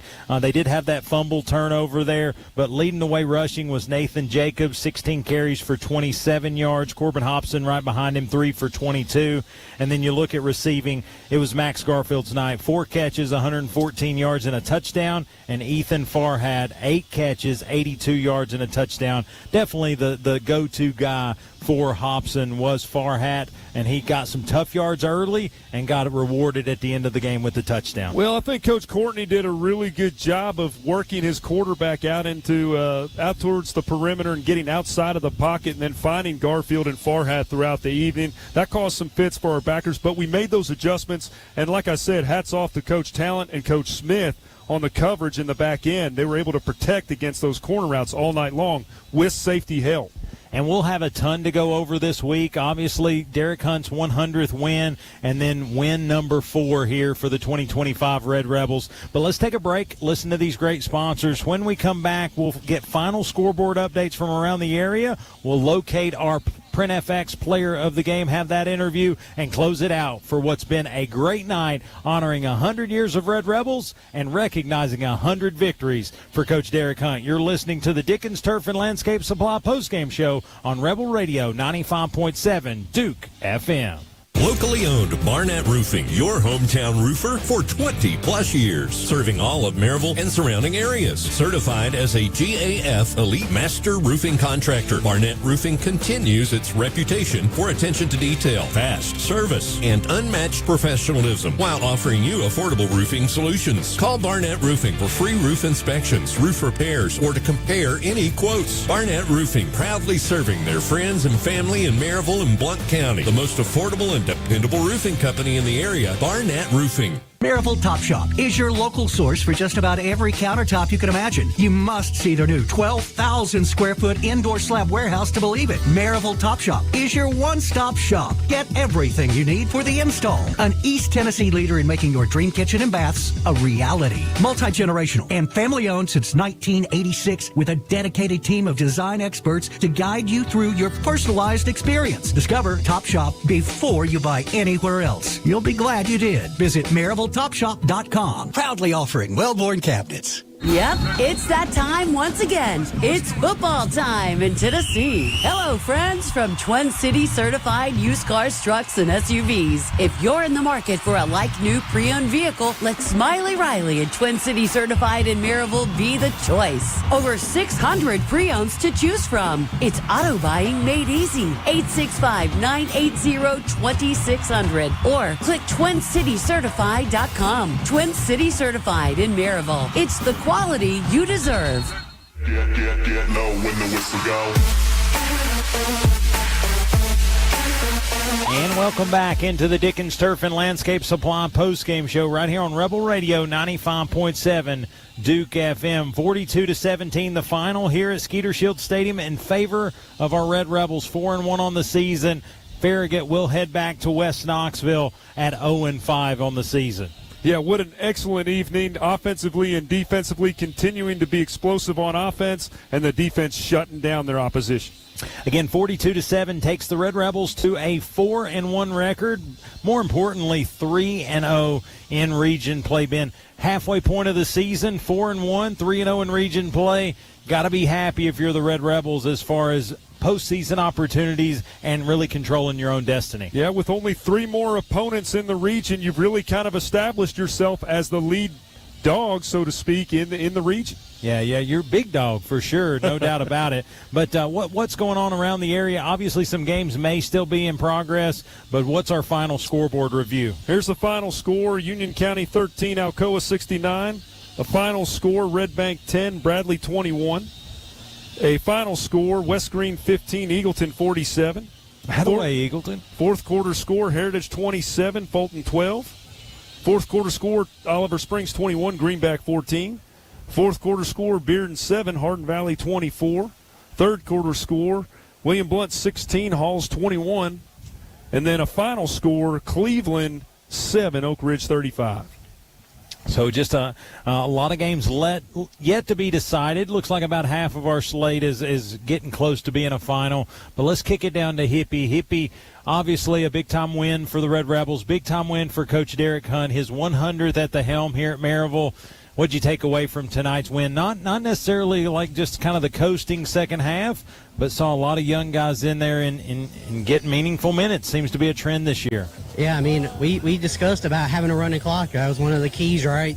So I was glad we got that. Like you said, we was able to get a bunch of younger guys in there in meaningful minutes, but I also thought it was good that our starters got to start that second half as well, because unfortunately they've been out by halftime the last 3 games. So this way, especially getting later in the season, tougher competition is going to be coming up. You got to make sure that everybody has the stamina to play a 4-quarter game if need to. Yeah, and in the first quarter, one key moment in the ball game was the fake punt by Farragut. They're down 21-0, and they felt the pressure based on the explosive plays by Beaufort and company, and they tried to force the issue in Maryville territory, unable to capitalize there, and that led to a quick score at the start of the second quarter there. Hey, Hippie, I think we've kind of mutually agreed our player of the game. If you get 3 touchdowns, it's hard to stay away. Our Print FX player of the game is going to be Julian Douglas. Try to locate number 88 to try to get him up here if you can. He's actually coming up the stairs right now to you fellas. All right. Good deal. Well, I'm going to recognize some sponsors. Ben's going to greet him up here, and then we'll take a break, get him set up on the microphone, and on the flip side, we'll have our Print FX player of the game interview. But we're going to give a shout-out to Junk Be Gone, our Game of the Week sponsor, Ario Cheese Wagon, the Italian Apron fed us here tonight, Windy City Grill, Quinn Appliances, Stevenson Tire, Roger L. Newman Company, Barnett Roofing, Maryville Top Shop, Dickens Turf and Landscape Supply. It is going to be Twin City certified in Maryville, Maryville Monument, El Jimador Mexican Grill, The Boyd Firm, Lee Franks of Volunteer Home Mortgage, Print FX, Denso Manufacturing, Delosier Auction Company, His Ground LLC, Donna Talent of Realty Executive Associates, Pokies and Sports, David's Abbey Carpet and Floors, and Underground Connection, Inc. 42-17, your final here at Maryville High School. Rebels over the Admirals. Let's take a quick break. Listen to a sponsor. When we come back, Julian Douglas, this week's Print FX Player of the Game. We'll be right back on 95.7 Duke FM. Dickens Turf and Landscape Supply with all the tools and equipment you could need for your lawn care. It's time to plan for fall, and their staff has the knowledge to get you the right products for your lawn, including proven turfgrass technology, tall fescue blend, custom organic blends, and more. And don't forget that fall fertilizer. When it comes time to cut that new lawn, Dickens Supply has the top brands you trust, including Wright Mowers, Echo, Ferris Mowers, and Red Max Power Equipment. Use what the pros use. Shop Dickens Turf and Landscape Supply in Knoxville, Maryville, and Dickens' new location on Emory Road in Powell. Online at DickensSupply.com. Hi, I'm Jeff Wallace with Maryville Monument. Before you buy a memorial for your loved one anywhere else, give us a call. This goes for anything in granite, bronze, or marble. While we've been in Maryville for over 100 years, we service all of East Tennessee. My team provides quality craftsmanship at the most affordable prices and fastest turnaround time. Do not be taken advantage of during life's most challenging moments. Give us a call at 865-983-3192. Gladiator, gladiator, gladiator. It's a fight with the gods. I'm the giant slayer, bone shaker. And welcome into the Dickens Turf and Landscape Supply post-game show right here on Rebel Radio 95.7 Duke FM. I'm Wayne Kaiser alongside Ben Metz, and pleased to be joined by this week's Print FX Player of the Game, Mr. Julian Douglas. I'm trying to get spun around. I think you're on camera, That's buddy. right. You're on the NFHS. How you doing, buddy? Doing good. Excited. Man, excellent ball game. I tell you what, that one play you made on the catch, the 34-yard, it looked like a bang aid, kind of a fade a little bit, and you climbed a ladder. I mean, I didn't know that there were ladders that tall. I mean, you're already a tall guy, but walk us through that play there. You know, you're running, you got the outside man coverage. Will sees you. Talk about that play. In practice, we talk about, just putting it up there. Make sure I'm put it up there. I'll go get it. And went out there, ran the route, and he put it up and went and got it. And those guys, they were playing tight coverage all night. You had to get your hands out early. What were they doing there in the back end that caused some fits throughout the evening? So just being aggressive, like to get in your face. And, we exploited that. Our receivers were able to get past them and make plays. Julian, I thought they did a good job of hand fighting as the ball was in the air. You did a good job keeping your eye on the ball, but also staying in position to make the play. Talk to us about after the catch. There was a couple of times where there was a guy there that could have made the tackle, but you stepped out of it and finished the play. The one down here where you catch it on the 10, there's one guy to beat, and you just stepped out of him and get to the end zone. Talk about just that dynamic of your game. How do you kind of departmentalize that level of the concentration? First catch the ball and then just make a move. You know, I'm a basketball background, and so I'm good at moves, and I just made a move and scored. It's just a different crossover, right? You know, Yes, you get the defender to come in close, and then you make a move, and you go to the goal, man. Yes, sir. So you've got 3 touchdowns on the night. Obviously, an explosive night for you in this offense. You and Will, how he's got a relationship with a lot of different pieces. We talk about he's got a plethora of toys to work with. But what in this week of practice made you think that there was going to be 3 looks at you, or did the game just come to you tonight? I mean, I think in practice we worked on those plays, but it just came to me tonight. You know, Coach called my number, and Will trusted me, threw me the ball, and I made the play. It was just an excellent night. What does Will do so well as a quarterback when you're working with him throughout the week? I mean, works hard in practice. I mean, he's a perfectionist. You know, every throw he tries to get it perfect on the spot for you to catch it, and timing's always perfect for him. I'll be honest, you've got 7 catches for 137 yards and 3 touchdowns on the season, and 3 of those 7 were touchdowns. Your points go on the board when Julian Douglas touches the football. Is it fun to know that halfway through this season that you're becoming just a bigger part of the offense? We've talked about it. You're a lot of part of the offense. Maybe not the guy that gets it, but you pull the backer or you do different things with your motion. Is it fun to finally get some touchdowns under your belt? It is fun. It's very fun. You know, Coach been telling me that just wait. We promise you it's going to be your time, and today was the day. And Julian, obviously, this is team night. Obviously, Coach Hunt probably talks about it's not about me, all the different things. But how fun was it to get a big win at home against Farragut in his 100th win? It was so fun. I love playing at home, packed crowds. You know, it's just the energy's just different here.